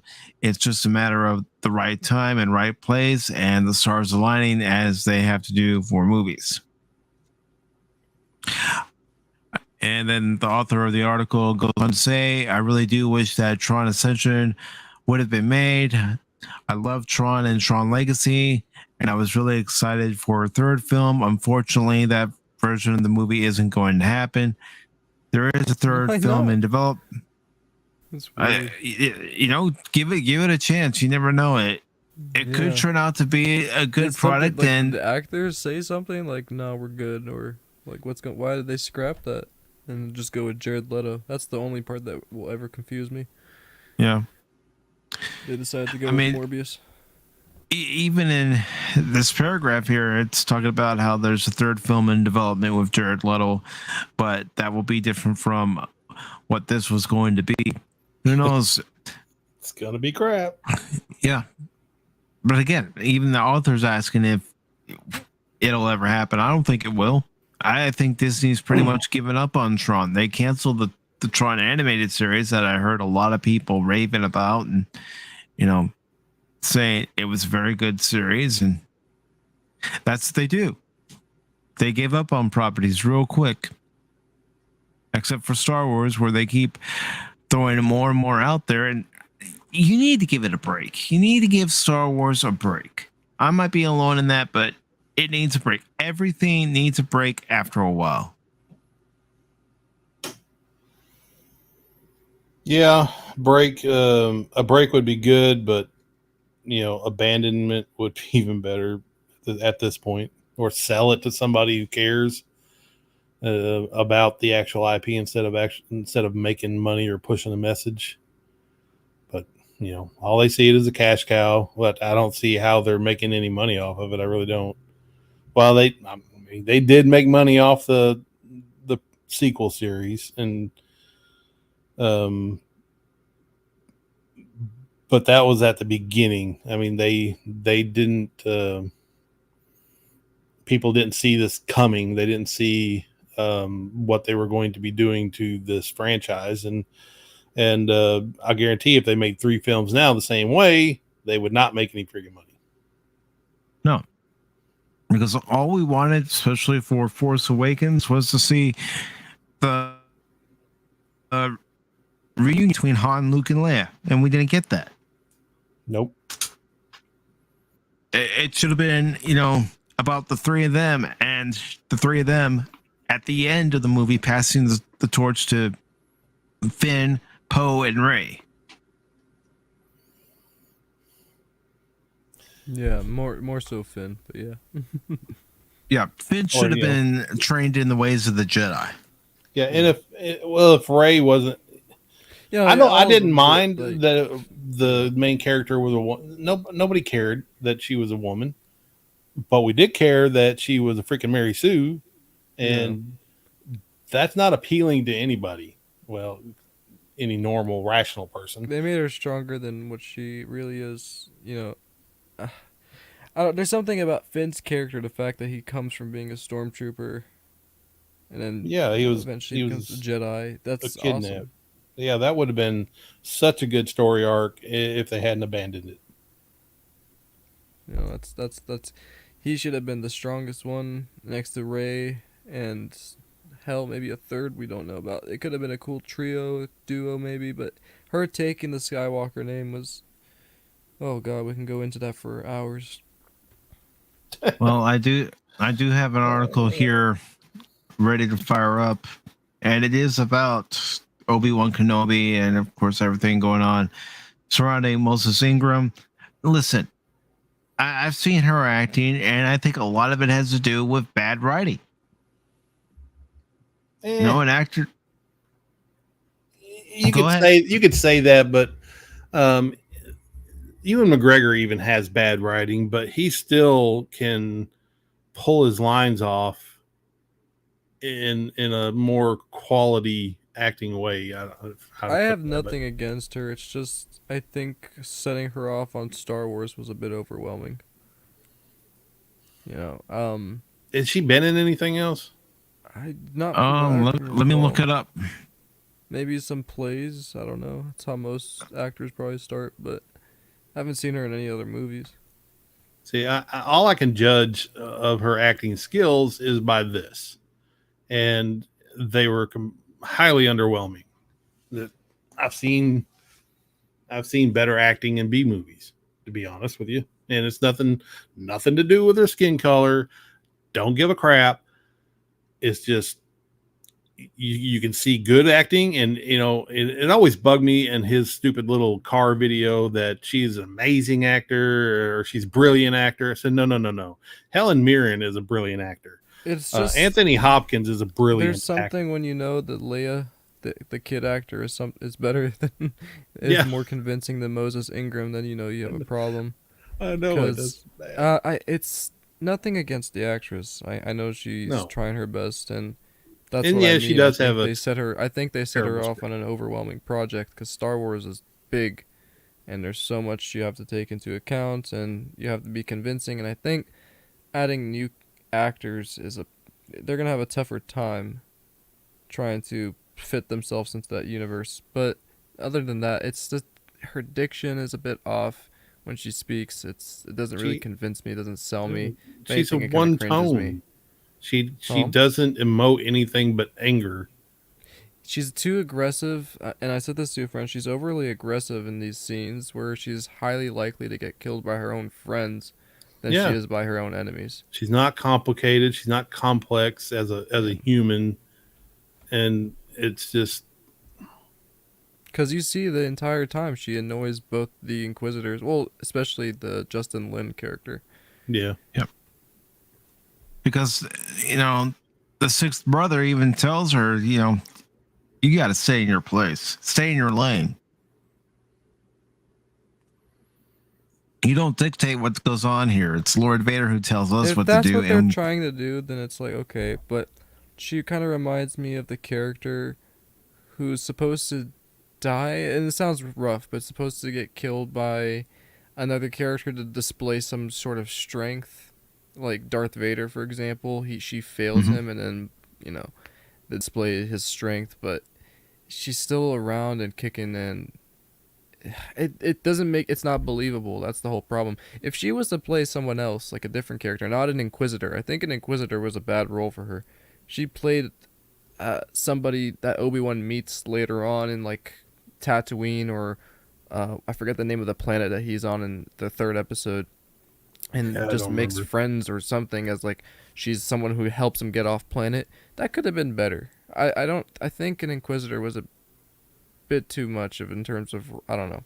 3 of them was a bit overwhelming in general. I think they should have just stuck with the Grand Inquisitor, and that's it.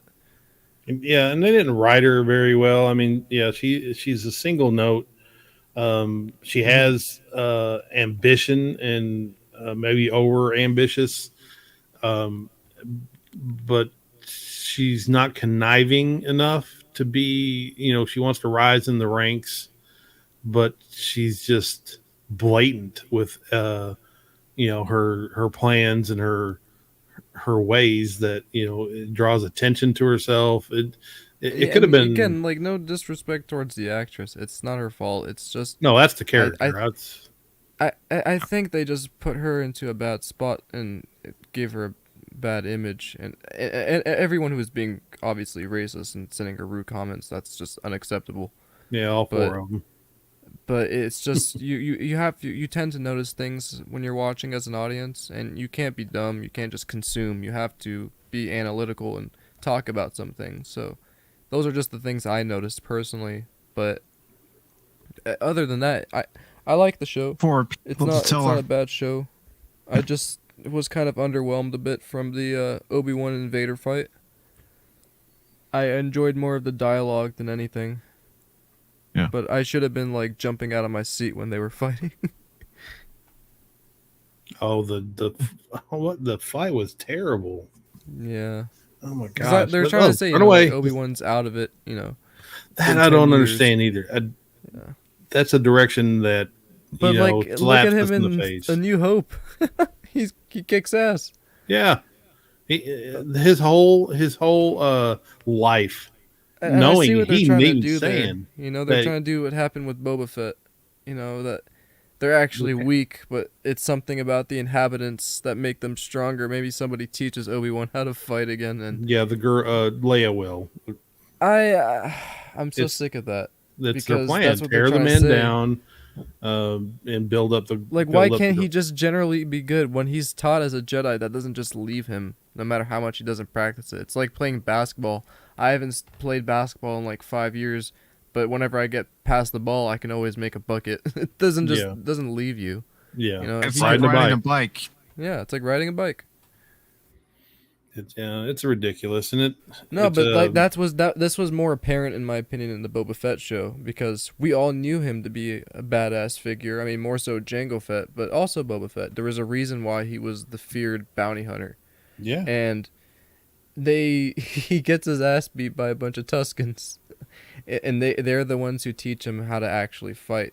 And I don't really like this story dynamic they're going for, where they're not actually good. They have somebody teach them. They're trying to underplay our expectations for these characters. It's like, no, they weren't. We didn't we didn't like overestimate these guys' powers. We knew how strong they were. Just from even the comics, EU itself explains how powerful these characters are, and more so detailed than what we're getting now. Also, one of my issues with the Kenobi series is the fact that Obi-Wan's not able to commune with Qui-Gon. If you recall at the end of Revenge of the Sith, when Yoda says he will teach him how to commune with If his former if he master. doesn't communicate with him in this next episode, I will be really disappointed Mhm. because that leaves 2 more episodes left. And Yeah. is he gonna be saved for the last? That's kind of Yeah. weak. More than likely, if it happens at all, it'll be the last I episode. mean, but look how easy they got him for the Orville season 2. They got Liam Neeson. Hey, get on our show. All right, you know. Yeah. It's just like I don't like. They can easily get Liam Neeson. I don't even think that's the issue. It's the writing. They're trying to introduce him late when he should have been introduced earlier. Like literally that first scene where he's having bad dreams, and he wakes up. That's when Qui-Gon should have appeared. Right there. Yeah, Qui-Gon should have been right there, standing inside the cave, and that's when they should have had a conversation. Yeah, and just Because like a if long you recall- conversation like Luke had with Obi-Wan on Dagobah. So it's like a long, drawn-out conversation about Anakin. And that would have just been... They just didn't know what to write. That's why. They didn't know what to write. They couldn't think of it. So they took the easy way out and just made it more about action.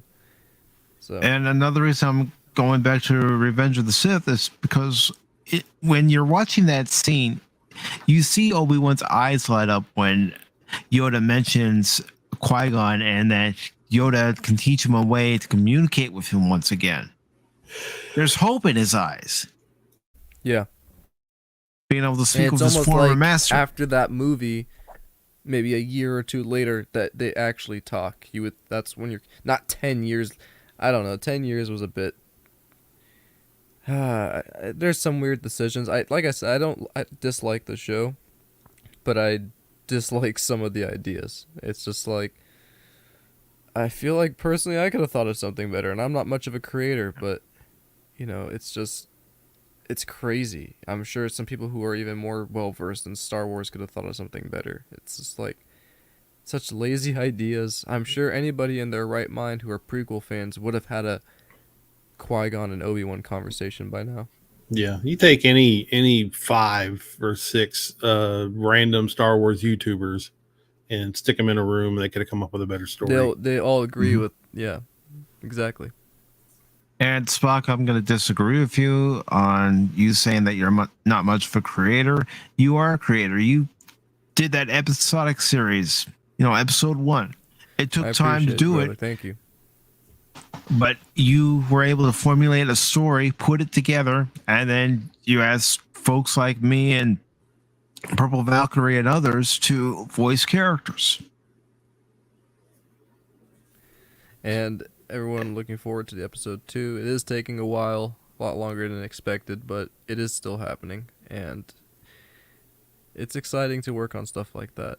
And I never thought, I've never even taken film class or anything like that, but it's fun to create when you feel like you could do something a bit better in terms of a story, And I'm sure everyone watching who likes to draw and whatever feels the same way about that.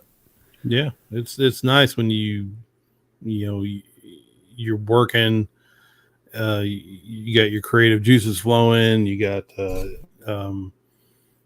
and then you're working hard on it, and you mess up, you try again, you do this, that, and then when you see your finished product, and especially when you get better at it. I mean, you as an artist, you tend to not see the flaws of your own creation until you like take a step back and look at some stuff, after take some time off and come back to it later, and but you do progress, and I could have done that a little bit better. I could have done, put something there to make it look better, or sound better or something. Then you learn, and you just keep going, and you get better at it, and that's what you just have to do.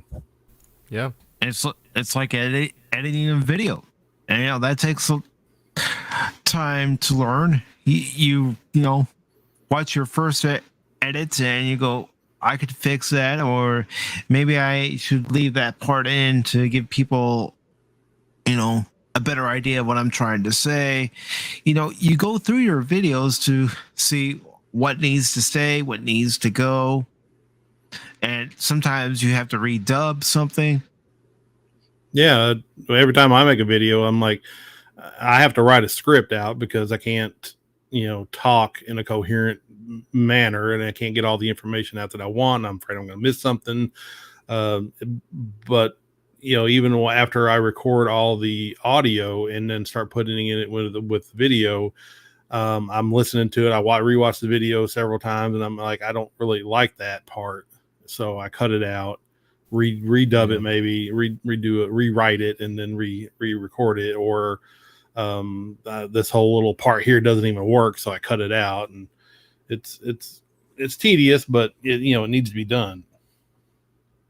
I mean, I'll even give people an example. There have been times I've done an episode review or a movie review, and I listen to it after I've recorded everything, and I'm go, I need to change that. I need to change this. Or I've even done a recap of a Cubs game, and I'm thinking, I could take that out. That really has nothing to do with what was going on in the game and my thoughts on the game. So that could be taken out. And yeah, I envy those guys who can get on a live stream and do a review live and make it sound good and get all their points across. And, those guys are awesome, and I look up to them, but that ain't me. So I do what I got to do.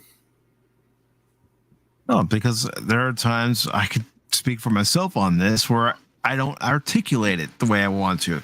Yeah. I know what I want to say in That's my how I mind, feel a but lot. when it comes to actually coming out, it doesn't come out the way I want it to. It's like, you could have done that a lot better. Yep, you have to be your own worst critic, that's for sure. Yeah.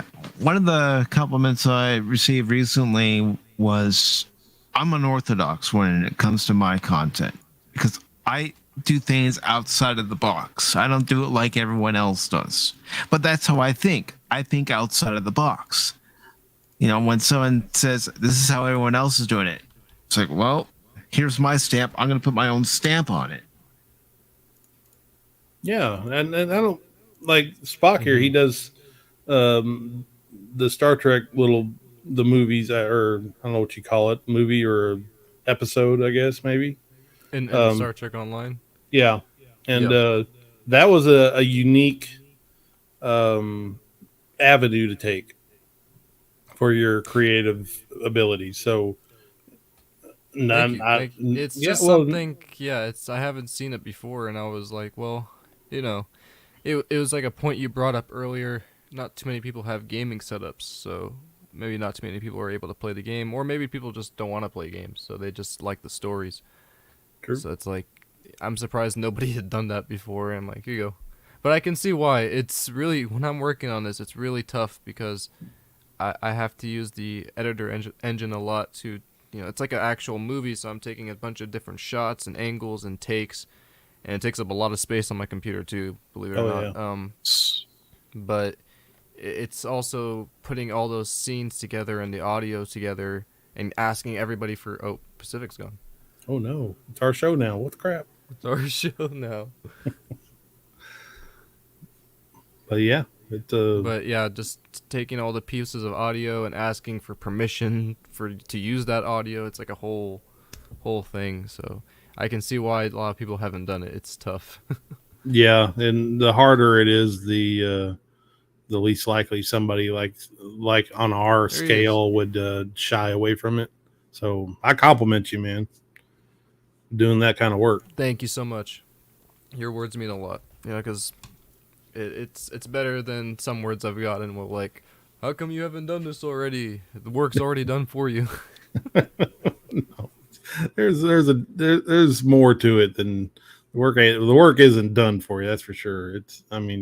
You may not be the animator, but it's a lot. I have to do it.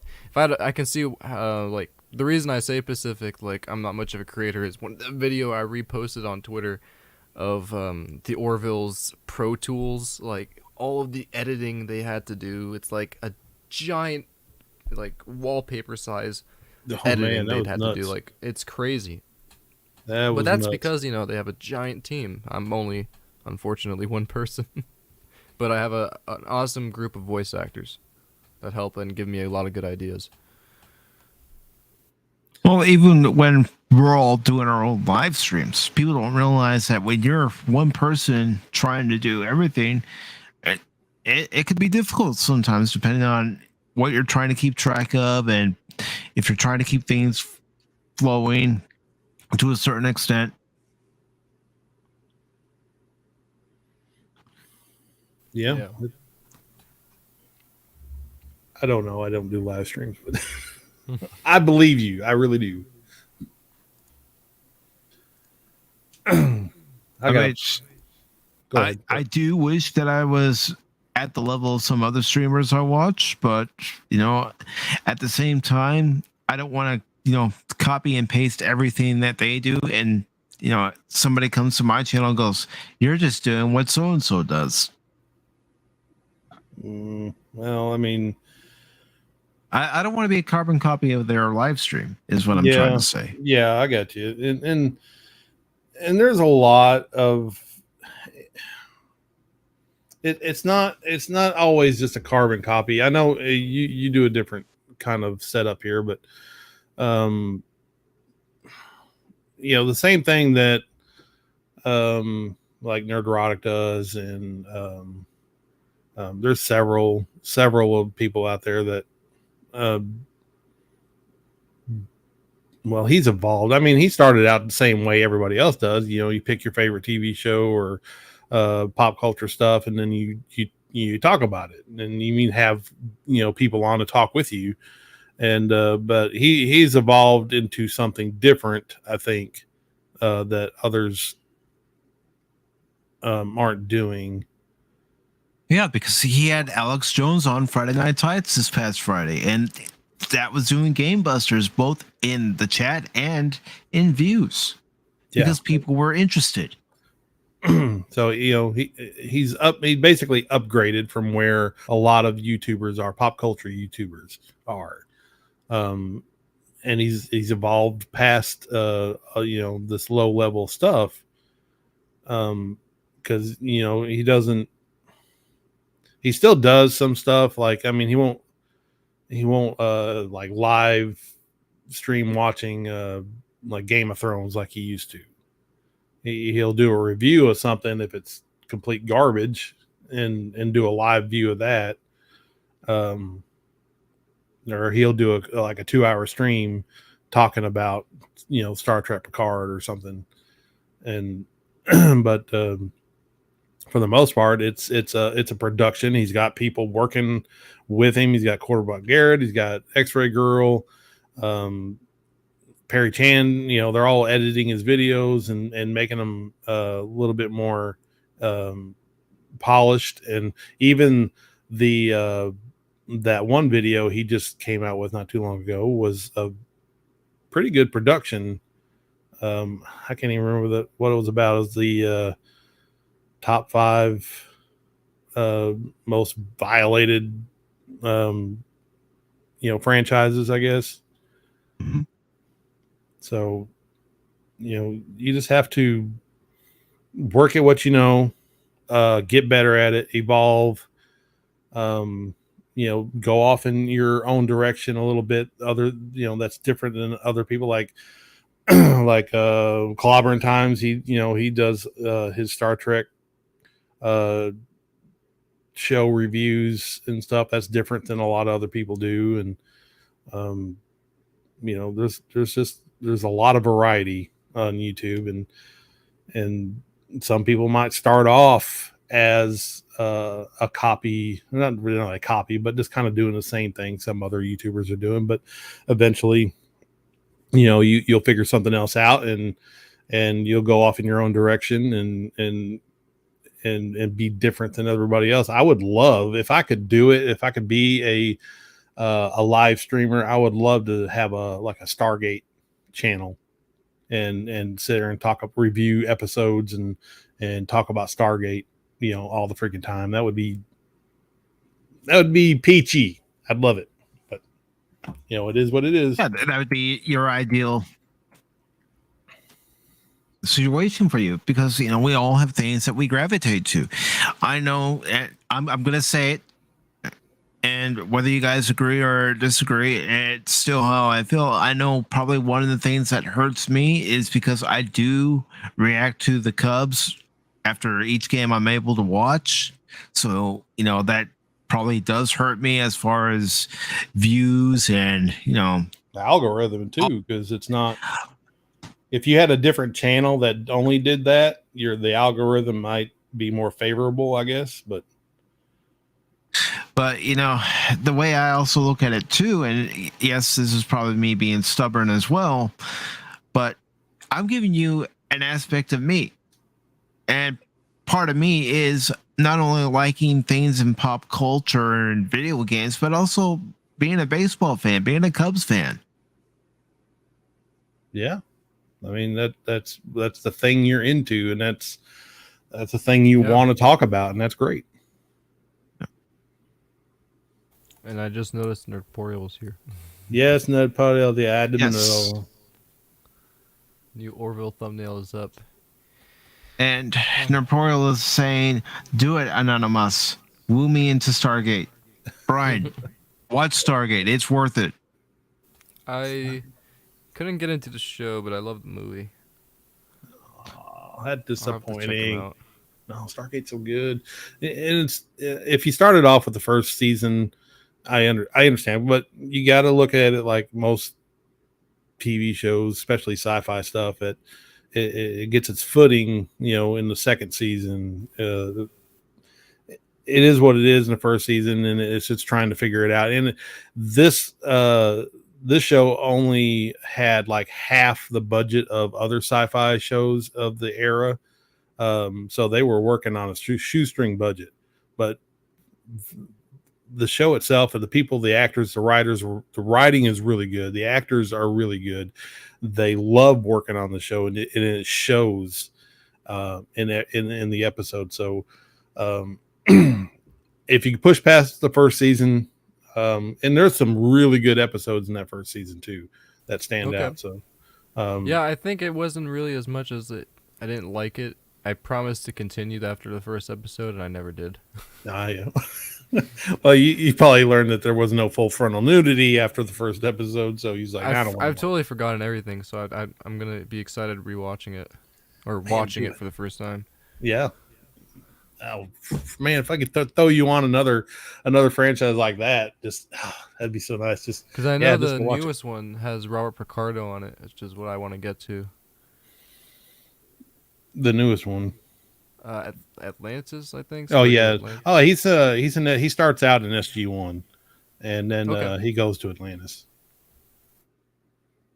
So yeah, he's there's a lot of really good guest stars in in this show. So like what's his first name? The guy that played Q in Star Trek. John Delancey. John Delancey. He plays in it. Ronnie Cox plays in it. The guy that played Flash Gordon is in an episode. I mean, there's a lot of really good guest stars. I'm definitely gonna check it out because of Flash Gordon. That was a good episode too.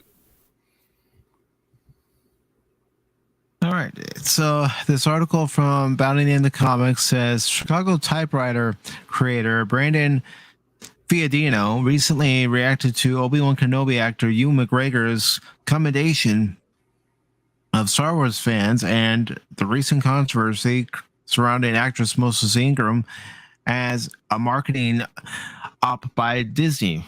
Well, I mean, let's just bring this up because they did do it.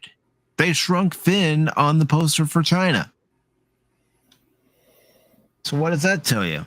Everything you need to know. They thanked that concentration camp in China, in that province. So yeah. All right. So it says actress Moses Ingram started the controversy when she spoke with The Independent, revealing that Lucasfilm had instructed her to expect racist online abuse. Yeah, something that they started. They're the ones provoking it, not the fans. It's Disney. It's Lucasfilm. Yeah, when they came out ahead of the show and told her that there's going to be racism comments towards you. They almost like they could tell the future. And lo and behold, I mean, even the ones she brought out and posted weren't even, I wouldn't even say that racist, or wasn't even racist, I guess. But and that's all that's the worst ones that they can point to. It's all horse crap. So that actress goes. The article actually goes on to say actress Moses Ingram started the controversy when she spoke with The Independent, revealing that Lucasfilm had instructed her to expect racist online abuse. She told the British outlet it was something that Lucasfilm actually got in front of and said, "This is a thing that unfortunately likely will happen, but we are here to help you. You can let us know when it happens." And same thing where they were saying that people were... They're trying to say that Star Wars fans are racist. Yes. Yeah. Yeah. Did Finn get that notification? Or, John Boyega? What about Rosario Dawson when she got attacked? Yeah. And she didn't get attacked by the fans. She got attacked by the left. Yeah. So this article goes on to say she also noted that Deborah Chow and others at Lucasfilm were putting the proper systems in place, so I feel safe as we do the work. And it goes on to say, of course, there are always pockets of hate, she added, but I have no problem with the block button. That's all you have to do is block it out of your head. Just look at it this way, because I've had to do it in my own life, growing up with a disability. Forget those people. Yeah. Once you understand the world is a messed up place, and there are people out there who will come against you for whatever reason. Somebody may hate me because I'm fat. Somebody might make fun of you because what the disability you have, or and there are people out there who not going to like her because she is black. But I guarantee you, it's a tiny, minute minority that are like that. And why should you?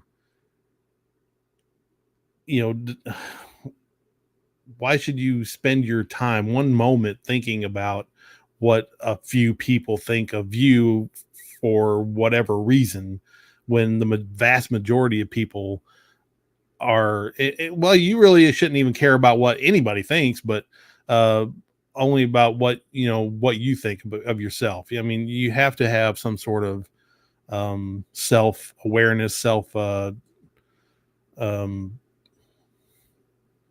you have to have a sense of who you are. Yeah. If you can't like yourself, you can't accept yourself for who you are, then nobody else will either. But everybody else's opinion doesn't matter when you know who you are. Mm-hmm. Yeah, well said. And this article goes on to say Ingram then made the absurd claim that Obi-Wan is going to bring the most diversity I think we've ever seen in the galaxy before. See, and that sounds like someone from the PR department at Lucasfilm Disney telling her to say that, because they know it's going to rile up some fans. It doesn't make any stinking sense. No, it doesn't. It's faux controversy.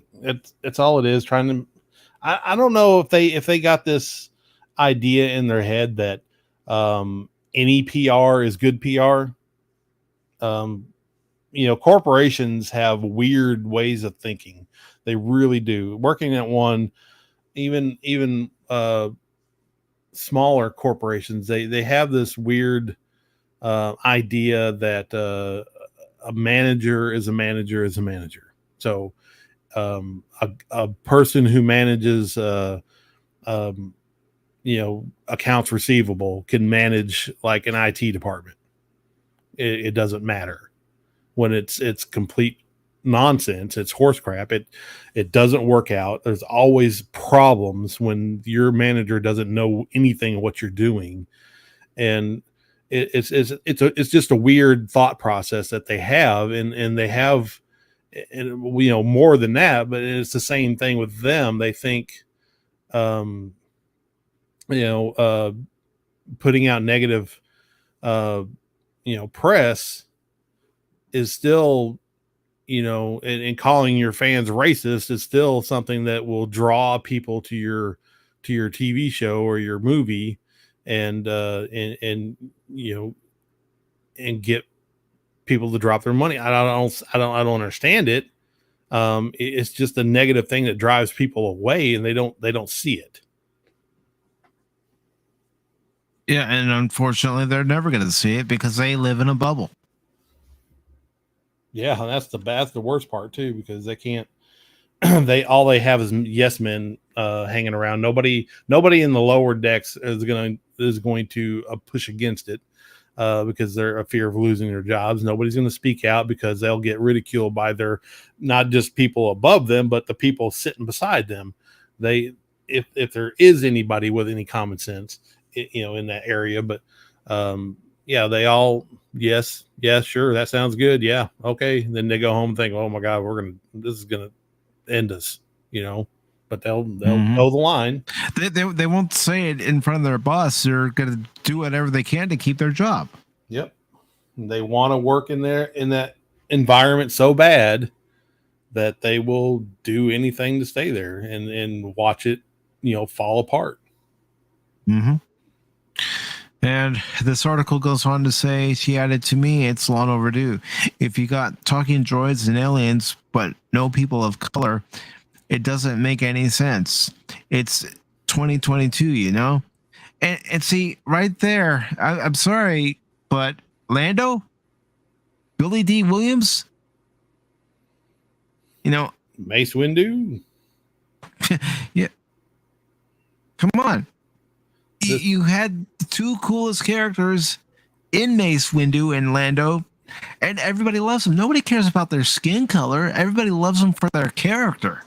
Yeah, and if you had 3 more just like them that was in the movies, nobody would have cared. If they were good characters and they were well written, nobody cared. Yeah.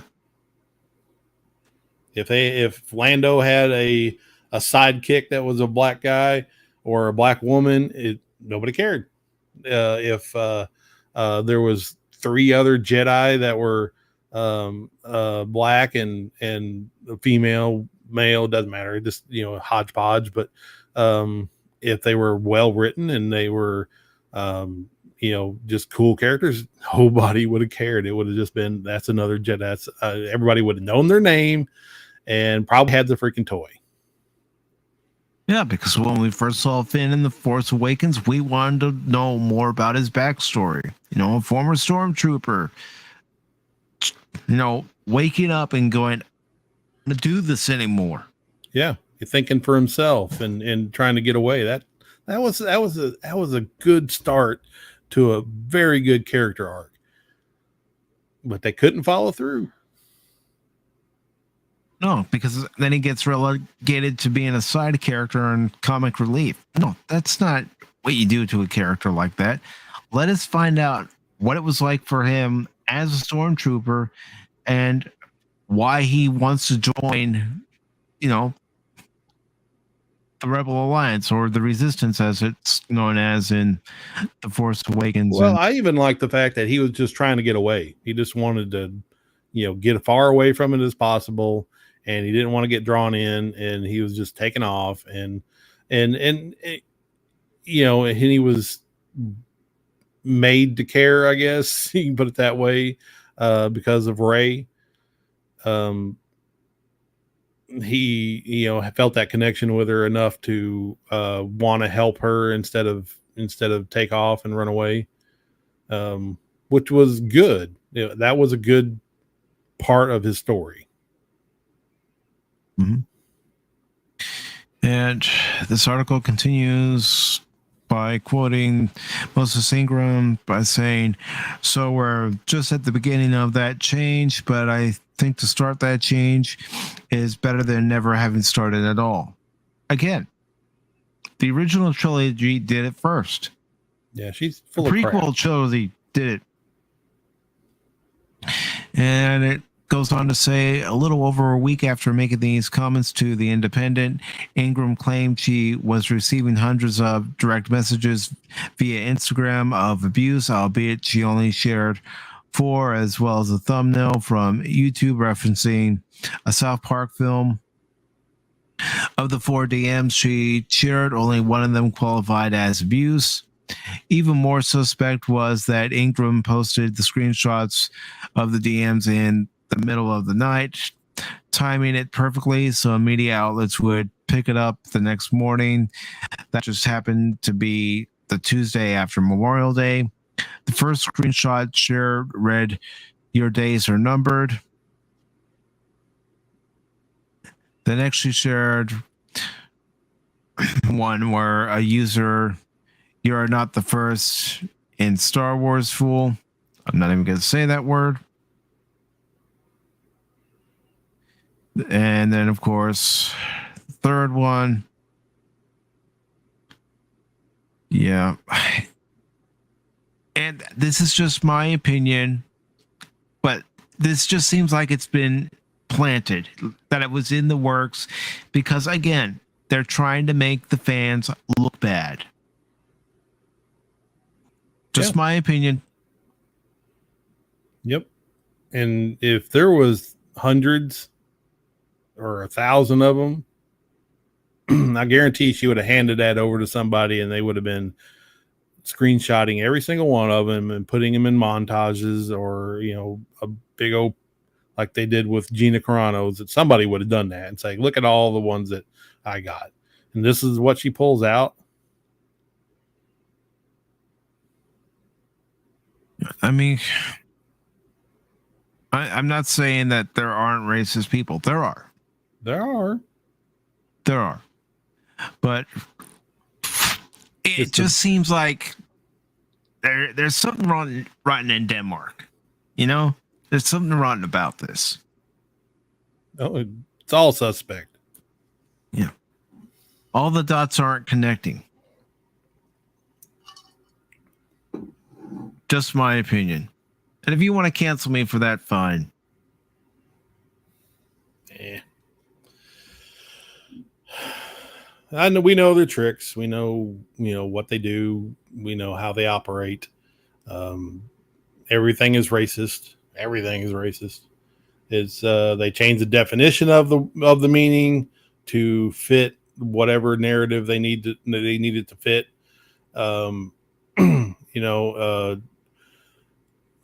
They deflect. They use it as a deflection against their crappy quality TV shows and movies. They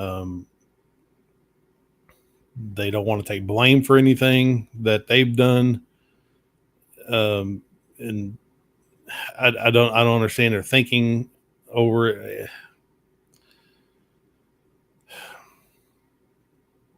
There's a reason they do it. It's just, I don't understand their logic. I really don't. Logic and common sense has left them long ago. His internet died. That's all right, Spock. I know I've been having internet issues myself. That's why I've been doing too many live streams this past week.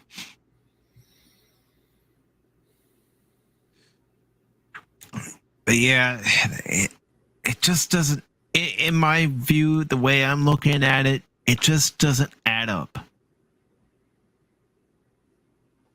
Nope.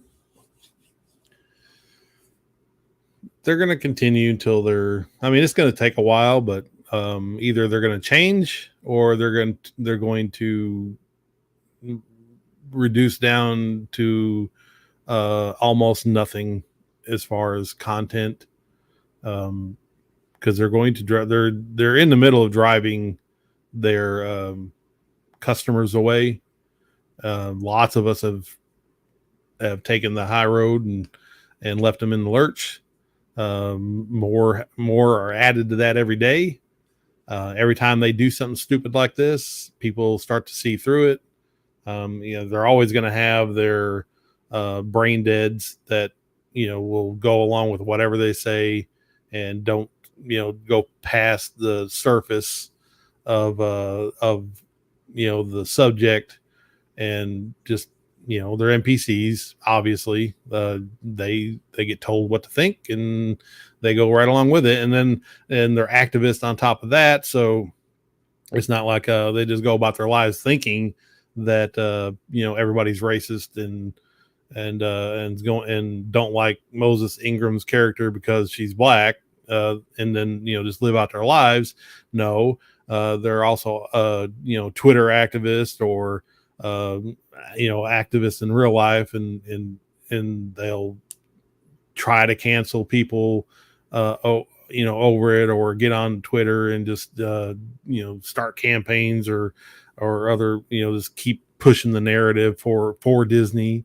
It's just it's a weird world out there, and it is. Just have to try to navigate through it and do our best to counter it.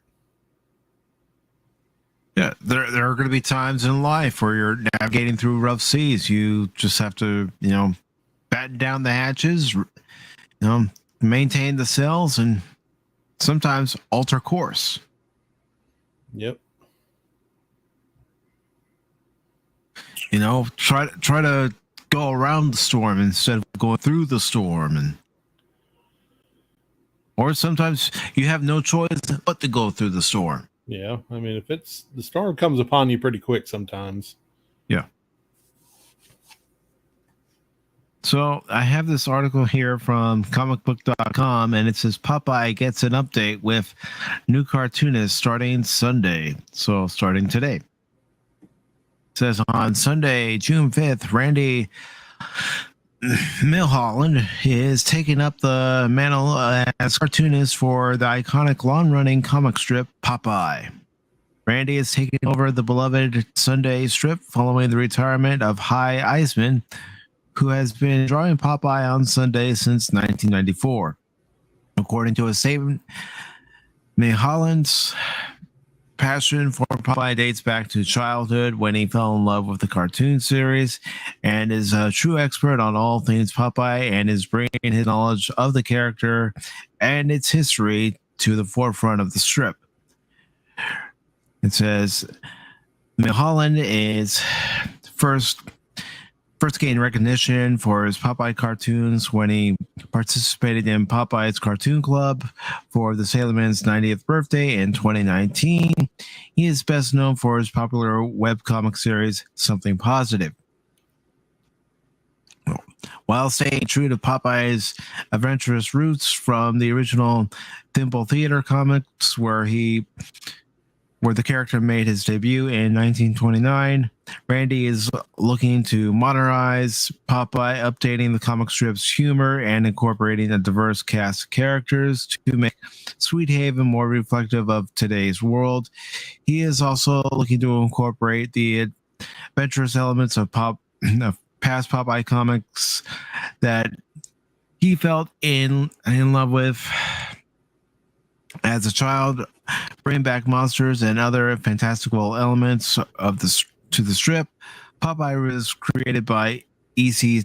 Seeger in 1929 and has been a constant presence in pop culture since. After Seeger died in 1938, Thimble Theater was continued by other creators, including Seeger's assistant Bug Segendorf, reprints of whose stories continue to run during the week.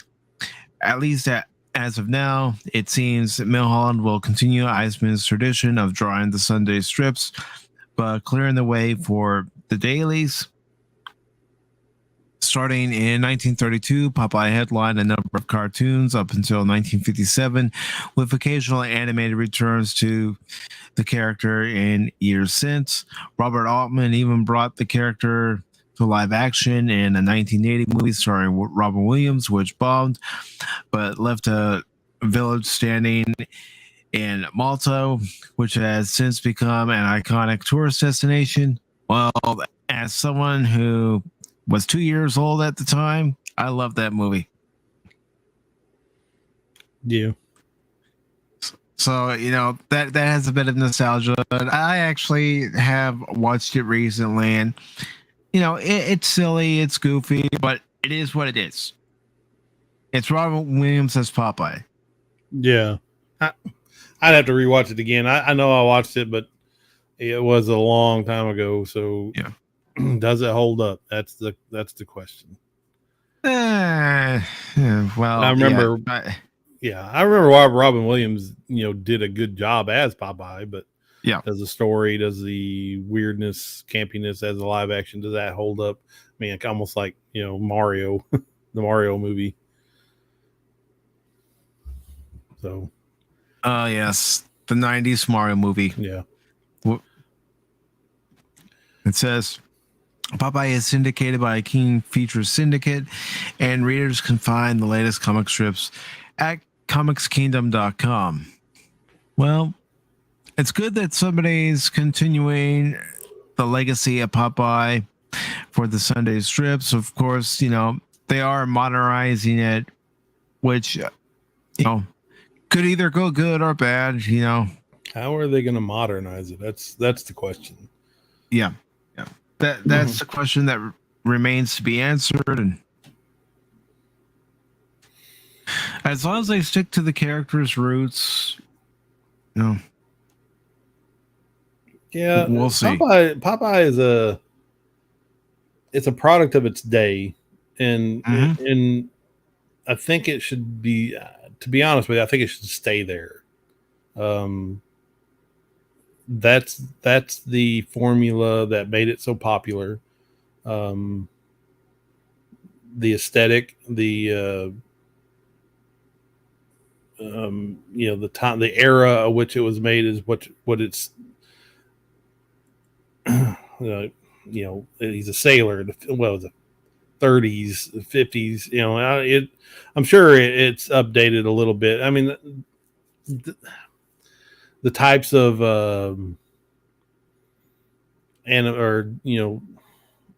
backgrounds that it has, if you ever watch the cartoons, like the boats that they were on when they were on sea, or the types of towns they were in, clothes, all that stuff made it what it is and made it enjoyable and lovable.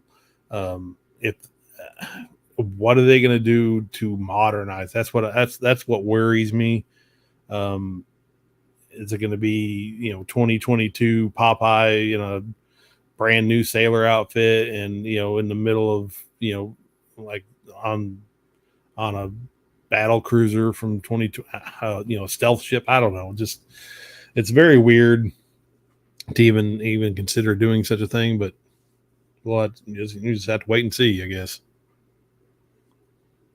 And how much can they convey modernized in a comic strip on in the funny paper? So I wouldn't think they'd be able to do too much, but again, I don't write a comic strip for the funny papers. Nope. Good luck to them. Hope they don't ruin him. We can only hope. So let's go ahead and move on to the next story. And if I don't get to all the stories this afternoon, they are in the description below. So you can click on the link and check it out. So let's go to story here. And it's related to My Hero Academia. It says My Hero Academia Summer Anime Special releases new poster. And this is by Evan Valentine. It was released on the 3rd. It says My Hero Academia is set to have a big year in 2022, not just with the manga telling the tale of the final arc and the 6th season set to hit the airwaves this fall, but also with 2 new anime specials hitting Japan later this summer. With one special focusing on the students of Class A1, Class A1 putting together a baseball team. The other will continue the story of Deku, Bakugo, and Shoto learning under the tutelage of Endeavor, and has released a new poster to give fans a first look. The first OVA special that was revealed earlier this year will feature Class 1A starting their own baseball team, with the first poster hitting on April's Fool's Day, causing many to think that this adventure was simply a joke. The title of the second OVA special, which will be hitting this summer on June 16th, is Laugh as If You Are in Hell, and we'll see Deku, Bakugo, and Shoto Todoroki during allergies, during their internship at Endeavor's agency, facing down a new villain in the process. It will be interesting to see if either of these 2 specials have any effect on the 6th season of the anime adaptation dropping later this year. The official Twitter account for My Hero Academia shared the new poster for the upcoming original video animation special, once again taking us back to the Class A1 trio that studied under the number 1 hero throughout the 5th season. As the war arc approaches for the Shogun's animated series. It goes on to say, while the 6th season of My Hero Academia might be in full swing this fall, but the premiere episode of the upcoming season will premiere during this year's Hero Fest, an event that will focus on the heroes of Class 1A and its anime adaptation. Hero Fest will take place on July 24th of this summer and will be sure to have plenty in store for fans that have been following the adventures of UA Academy for years.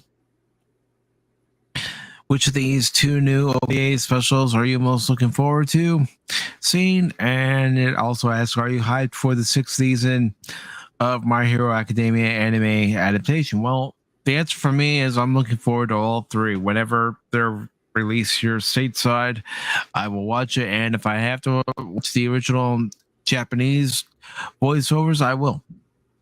I'll just read the subtitles. I've never seen it.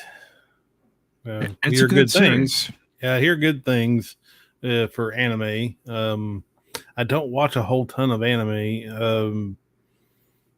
Of course, Avatar, seen all those and love those, but those were American anime.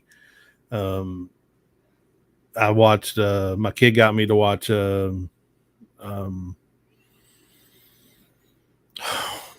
hate it when my brain doesn't work right.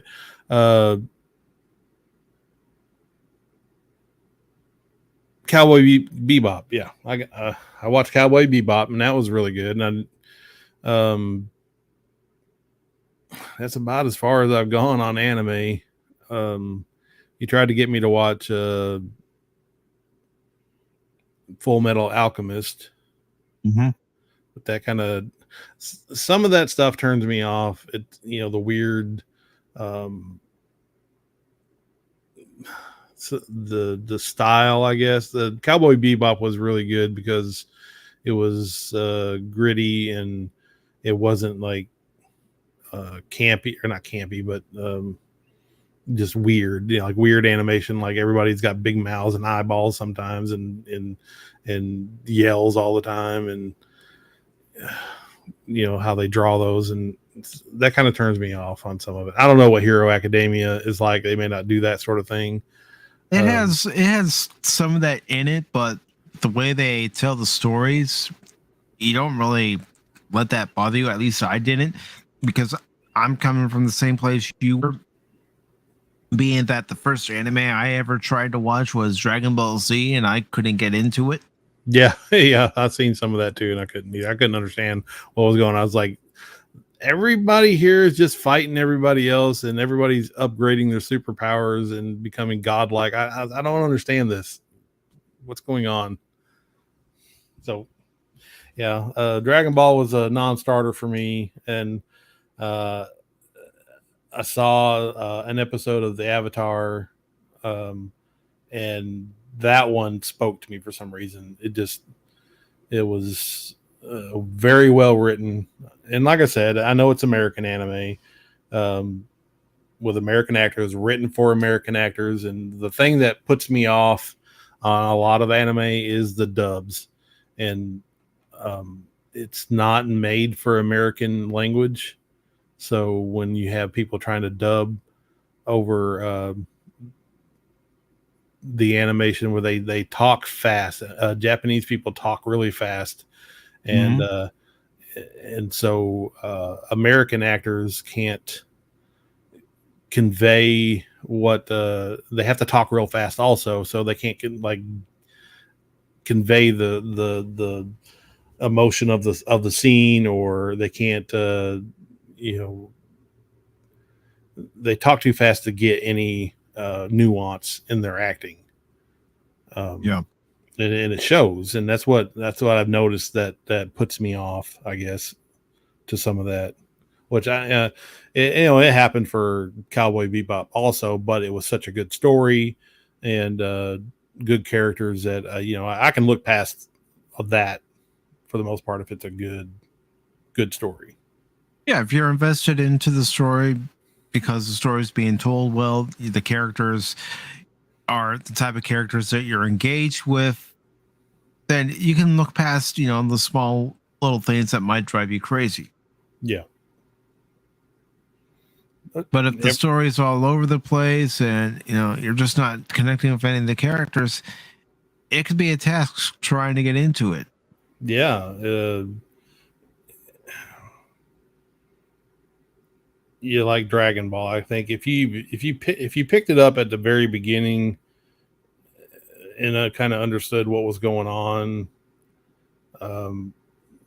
you might have a chance. But I think if you start watching some episodes at second season or third season or whatever season they're on, you're pretty much lost, and you don't know who's who, what's going on. Why is all this happening? Why is Fajita blowing up planets and stuff? And I know it's Vegeta, I'm just making it funny, but it's hard to get into. Yeah, I mean, there's one called One Piece, and it has over 1,000+ episodes. Well, I'm not going to start diving into that anime. Not anytime soon. No. And I guess that's a turnoff for anime, for people who may get into anime. It's that it's not as structured, I guess, maybe as normal animated shows, American animated shows. Mm-hmm. And sometimes even ours isn't even that structured. Like, take Transformers, for instance. There's 60 something episodes in the first season, and then half as many in the second, and it's very weird. I know there was one of the seasons where they had a boatload of episodes, and then the other seasons were shorter. Yeah, it was that one. I wonder if I can find that. I have these.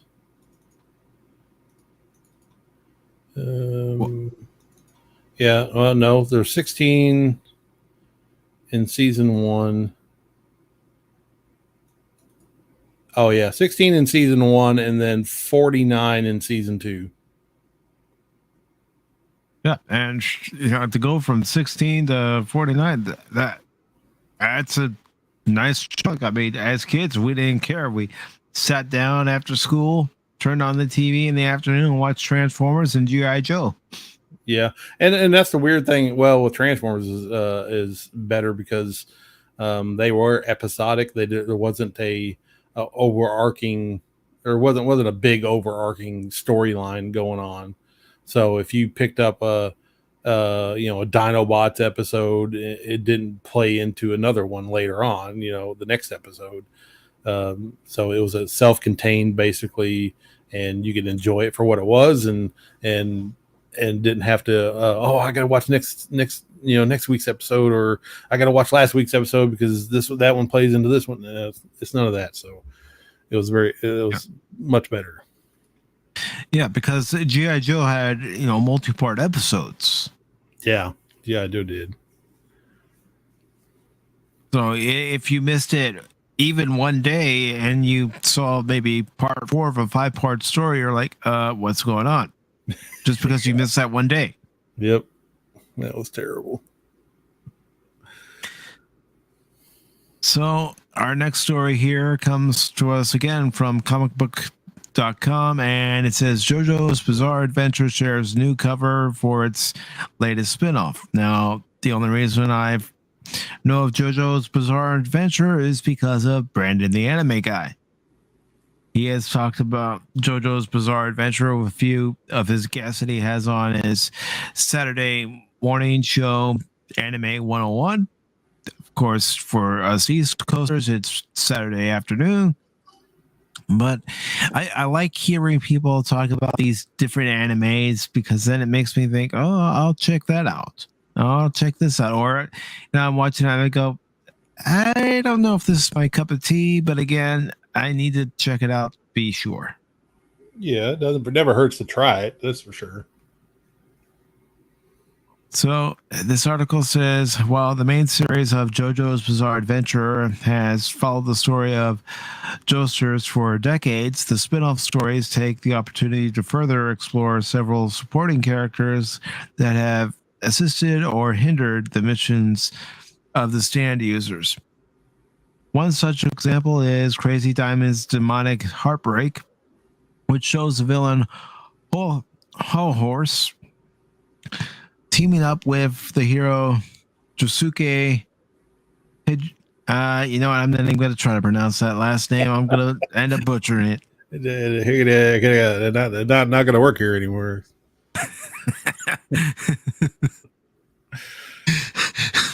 Oh gosh. You know what? One of these days, and I've said this before, but one of these days I'm going to have a watch party of Office Space on Discord. There you go. That's such a good movie. And you don't, unless you work for a corporation, you don't know how real that is. Yeah, because it doesn't matter if you worked in the office environment or in a restaurant or in retail, you're going to see things that make you go, oh my gosh, that's real. Yeah. Oh man, me and my best friend were working in a corporation at one time. At the time that came out, and oh my gosh, we died. It's like, oh my gosh, this is our life right here. How does he do this? It's so bad. Yeah, Anonymous. Yeah, I'm gonna need you to add a little bit more flair to your live stream if you ever do a live stream. Oh, you want more flair? Here's some more flair. How about this flair? You like this? You see Nerdporial and Spock, you see their flair? You need to be more like them. And then you can be like Jennifer Aniston's character and just flip out and just say, I hate this job. I hate you. Yeah, flip them off. That's so good. Hey, Peter, man, check out Channel 9. All right, Lawrence.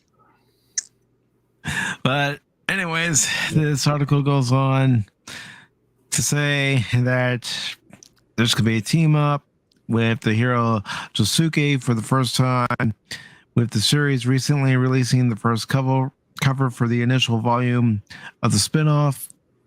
And it says, if you haven't been following along with the new JoJo's Bizarre Adventure side story, the spinoff focuses on the villain Hull Horse, excuse me, who first was introduced during the story of Stardust Crusaders, find himself making a trip to the sleepy town of Mora following the death of Dio Brando. What do you mean? What do you mean? The old Brando? Is he related to Marlon Brando? You know? It's his goofy cousin. Yeah. With this new story taking place shortly after the death of Yoshikage Kira, the pistol-wielding villain crosses paths with Josuke, the star of Diamond is Unbreakable, as the two run into some unexpected challenges that involve another villain from the third part of the franchise in Pet Shop. So it looks like it's mainly talking about what it's going to involve in the spinoff. I'd have to watch JoJo's Bizarre Adventure to get any frame of reference, but I figured for those that have had the chance to watch JoJo's Bizarre Adventure, maybe they would like the story. Quite possibly. Yeah. All right, so we're almost done here. Yeah, it's lunchtime, man. Yep. You go get you a dog or a pizza or something. I already got my lunch right next to me. There you go. You're camping in. So, you know what? I'm going to go ahead and eliminate 2 stories to talk about. This way we can all get some lunch, or in some case, for some people, get some breakfast, depending on where you live. And let's go ahead and talk about this. Now, there are 3 articles that I am not talking about because I'm going to go ahead and wrap this up, but they are going to still remain in the description below for anyone who wants to read them. So let's get on with this last story here. And this last story is from Superhero Hype, and it says Peacock's Twisted Metal series casts Samoa Joe as Sweet Tooth. Sweet Tooth's gonna kill you. Sweet Tooth's gonna kill you. Okay, if you're a wrestling fan, you know that the fans like to chant for Samoa Joe, and they like to say, Joe is gonna kill you. And what that is in reference to is basically Joe's gonna kick your ass, and he's gonna pin you for the 1, 2, 3. You don't want to mess with Samoa Joe. So it goes on to say yesterday's word got out that, excuse me again.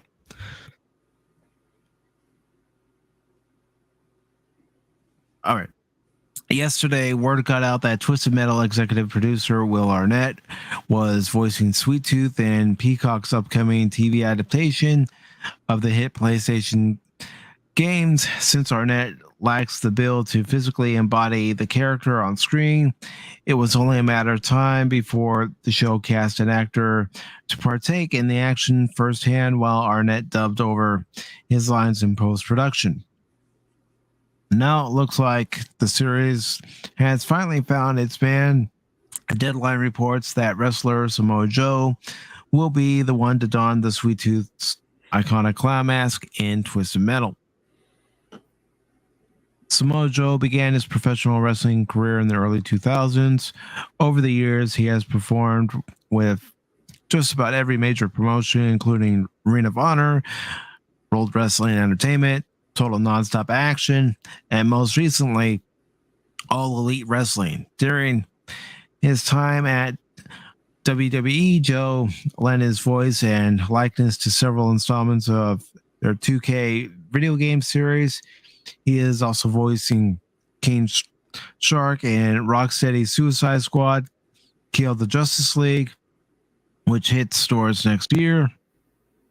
This isn't the only new bit of Twisted Metal casting to emerge today. The series has also recruited former Mayans MC star Richard Carroll to play the overprotective brother of Stephanie Beatrice. Quite fittingly enough, Carroll's character name is Loud. Additionally, Mike Mitchell, The Tomorrow War, and Taj Bonas P-Valley have signed on to play friends Stu and Mike. They are the Rentalcrats and Guildenstern of the world, and together often find themselves to be more followers than fighters. Following, Lou Beatty Jr. has joined the series as Tommy, a grizzled and weathered cartographer who is very familiar with the dangers present in the wild Midwest. Anthony Mackie is headlining the show as John Doe, a delivery driver tasked with escorting a mysterious package across what's left of the United States. Other cast members include Thomas Hayden Church and Nev Campbell in supporting roles. Peacock hasn't announced a premiere date for Twisted Metal. And do I think Samoa Joe is a good choice to play Sweet Tooth? Yeah, he has the build. And that's what they're looking for. They're looking for someone that at least has the build of the character. And since the voice is going to be dubbed over anyway, what does it matter? Have the build? Is it? I mean, if they're looking for, you know, a big burly guy, he fits the build. He looks a little pudgy. Don't let that appearance fool you. Okay. I mean, I don't know the guy, so this might just be a bad photo or something. But the left photo and the right photo look a little different. I mean, maybe I'm showing my bias as a wrestling fan and being a fan of Samoa Joe's, but I think he could pull it off. Well, you know, they can always pump him full of steroids like Marvel does, and get some of the muscles built up, get him a little more definition. Yeah, and you never know what kind of Hollywood trickery that they're going to add in post-production. True. They can make him add Natalie Portman look like she's got muscles, so why not him? Yeah. And, you know, when I first saw that teaser trailer for Thor Love and Thunder, I'm all, that looks terrible. Oh, it's going to be bad. Yeah. Yeah. So I think on that note, I'm going to go ahead and wrap up this edition of Pacific 414 Pop Talk. Is there anything you'd like to promote on us? Just my channel, I guess. Just go, if anybody's out there out in the land of the chat or watches later, please go watch a video, like and subscribe, and you know, sit around, wait for me to put out another video. You know, just, I know, you know, you're going to be on edge, you're on the edge of your seat, just waiting for it, but it'll happen one of these days. You'll have another awesome video from me. So yeah, just, you know, if you ain't support, go ahead and support. And if you sub and you make content, you know, I usually sub you back. And as long as, you know, you're not hidden. I get a lot of my subs are hidden and I don't know who they are. So, you know, it is what it is. And I like to reciprocate. And yeah, that's about all I got. All right. And I do know that my next live stream will be the Wednesday edition of Pacific 414 Pop Talk. There probably won't be any Cub recaps this week, just based on the Cub schedule for this week. So you don't have to worry about any baseball coming on the channel for this week. Of course, you know, with Wednesday being Pop Talk, I will then follow at midnight with my live reaction to episode 2 of Orville New Horizons, which is called Shadow Realms. So I will be giving my live reaction to that, and then I will be giving my non-spoiler review for the episode. I won't be doing non-spoiler and then spoiler reviews for the Orville. There will all be non-spoiler reviews. So for anyone who hasn't seen the episodes, you're basically just going to get my thoughts and opinion on the episode, and whether I think it's worth spending the time watching. There you go. And then next Saturday, it'll be a special live stream where the main theme of the live stream will be talking pop culture and sports and how they've impacted each other, whether it be on the field or in the movies. Mm-hmm. And I don't really have too many guests lined up for that, so I might just open it up for anyone who wants to come on and talk about their favorite sports movie that they watched either as a kid or as an adult. Yeah, that might be better. I mean, there's so many good sports movies out there. I mean, I'm not a sports guy myself, but there's been quite a few good movies and even crossovers. Like a lot of sports guys will cross over into acting, and you can talk about that a little bit, and it's have a good conversation. Yeah, I'm always trying to come up with different ideas, especially for the special live streams that I have once a month on a Saturday. So that was the idea that came to mind. And, if people want to tune in, they'll tune in. If they don't, well, that's fine too. I might try to do a live episode of Pop Talk next Sunday, but I may not start it at 11. I might start it a little later. So it'll be, Sunday afternoon Pop Talk, but it'll still be under Sunday morning Pop Talk. Sure. But that's the best part about this stuff. It's not set in stone. Mm-hmm.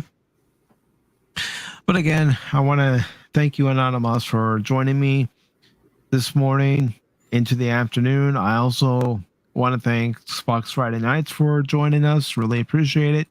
It's always nice to see the Admiral. Nerporial Lifeform. Speaking of Nerporial Lifeform, he's going to have his Nerporial chat this afternoon. I should say afternoon, early evening, with Brandon the Anime Guy, and they're going to talk about their favorite O'Brien episodes. Hi, Chief O'Brien. Yes. So I'll go ahead and once again include the link to Nerporial's channel. So everybody can check it out.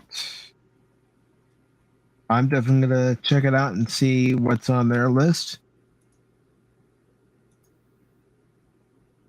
I think it's going to be a fun stream. Of course, anytime I get to hear people talk about Deep Space Nine, it's always a good time because of the spin-off series, Deep Space Nine for me is number one. Yeah. Well, you talking about from TNG or the original? Yeah. Basically the TNG era. Okay. I put the original series in its own separate category, and I just judge the spin-off series under the Berman era alone because let's face it. Yes, Gene Roddenberry was there for parts of 3 seasons of Next Generation, but due to his health, unfortunately, wasn't able to be there any longer than that. Yeah. Yep. So Deep Space Nine was superior to the rest, and one of my favorite series. So yeah, it's good. It's good talking about that too. Mm-hmm. I also want to thank DJ Ronnie G for stopping by. Really appreciate it. Captain Phantom Nerd, pleasure as always. Hop in the chat sometime whenever you have the time, brother. Then, of course, we had, let me just scroll up here. I know I saw Kelly Chow here earlier. Come on. There he is. Thank you, Kelly Chow, Road Tide. And, of course, Anonymous, thank you. No problem, man. Thank you for letting me on and saying words. I think I'm getting better at this. So I could be wrong, it's just my opinion, but appreciate it takes a lot of practice. Yeah, I bet. Yeah, I'm very well aware. I'm not a talker and not silver tongued like some people are, and my brain only works half the time, so a constipated brain, and I can't get it out of my mouth, and some people may think I'm a retard, so I don't have the best takes. I don't know, so I am what I am, and that's all that I am. So saith Popeye. I couldn't help it. I couldn't help it. I know I should have kept quiet, but I couldn't help it. I am what I am. That's all that I am. I got you. It's good stuff, man. Yeah. It's a pleasure as always, brother. Thank you all for watching. If you like what you saw here, give it a thumbs up. If you didn't like it, give it a thumbs down. Leave a comment in the comment section below if you're watching this on the replay, and maybe subscribe to not only myself, but Anonymous, Box Friday Nights, DJ Ronnie G, Reporter Live Form, Kelly Chow, everybody who was in the chat. So thank you all. Have a good rest of your Sunday. See you, fellas.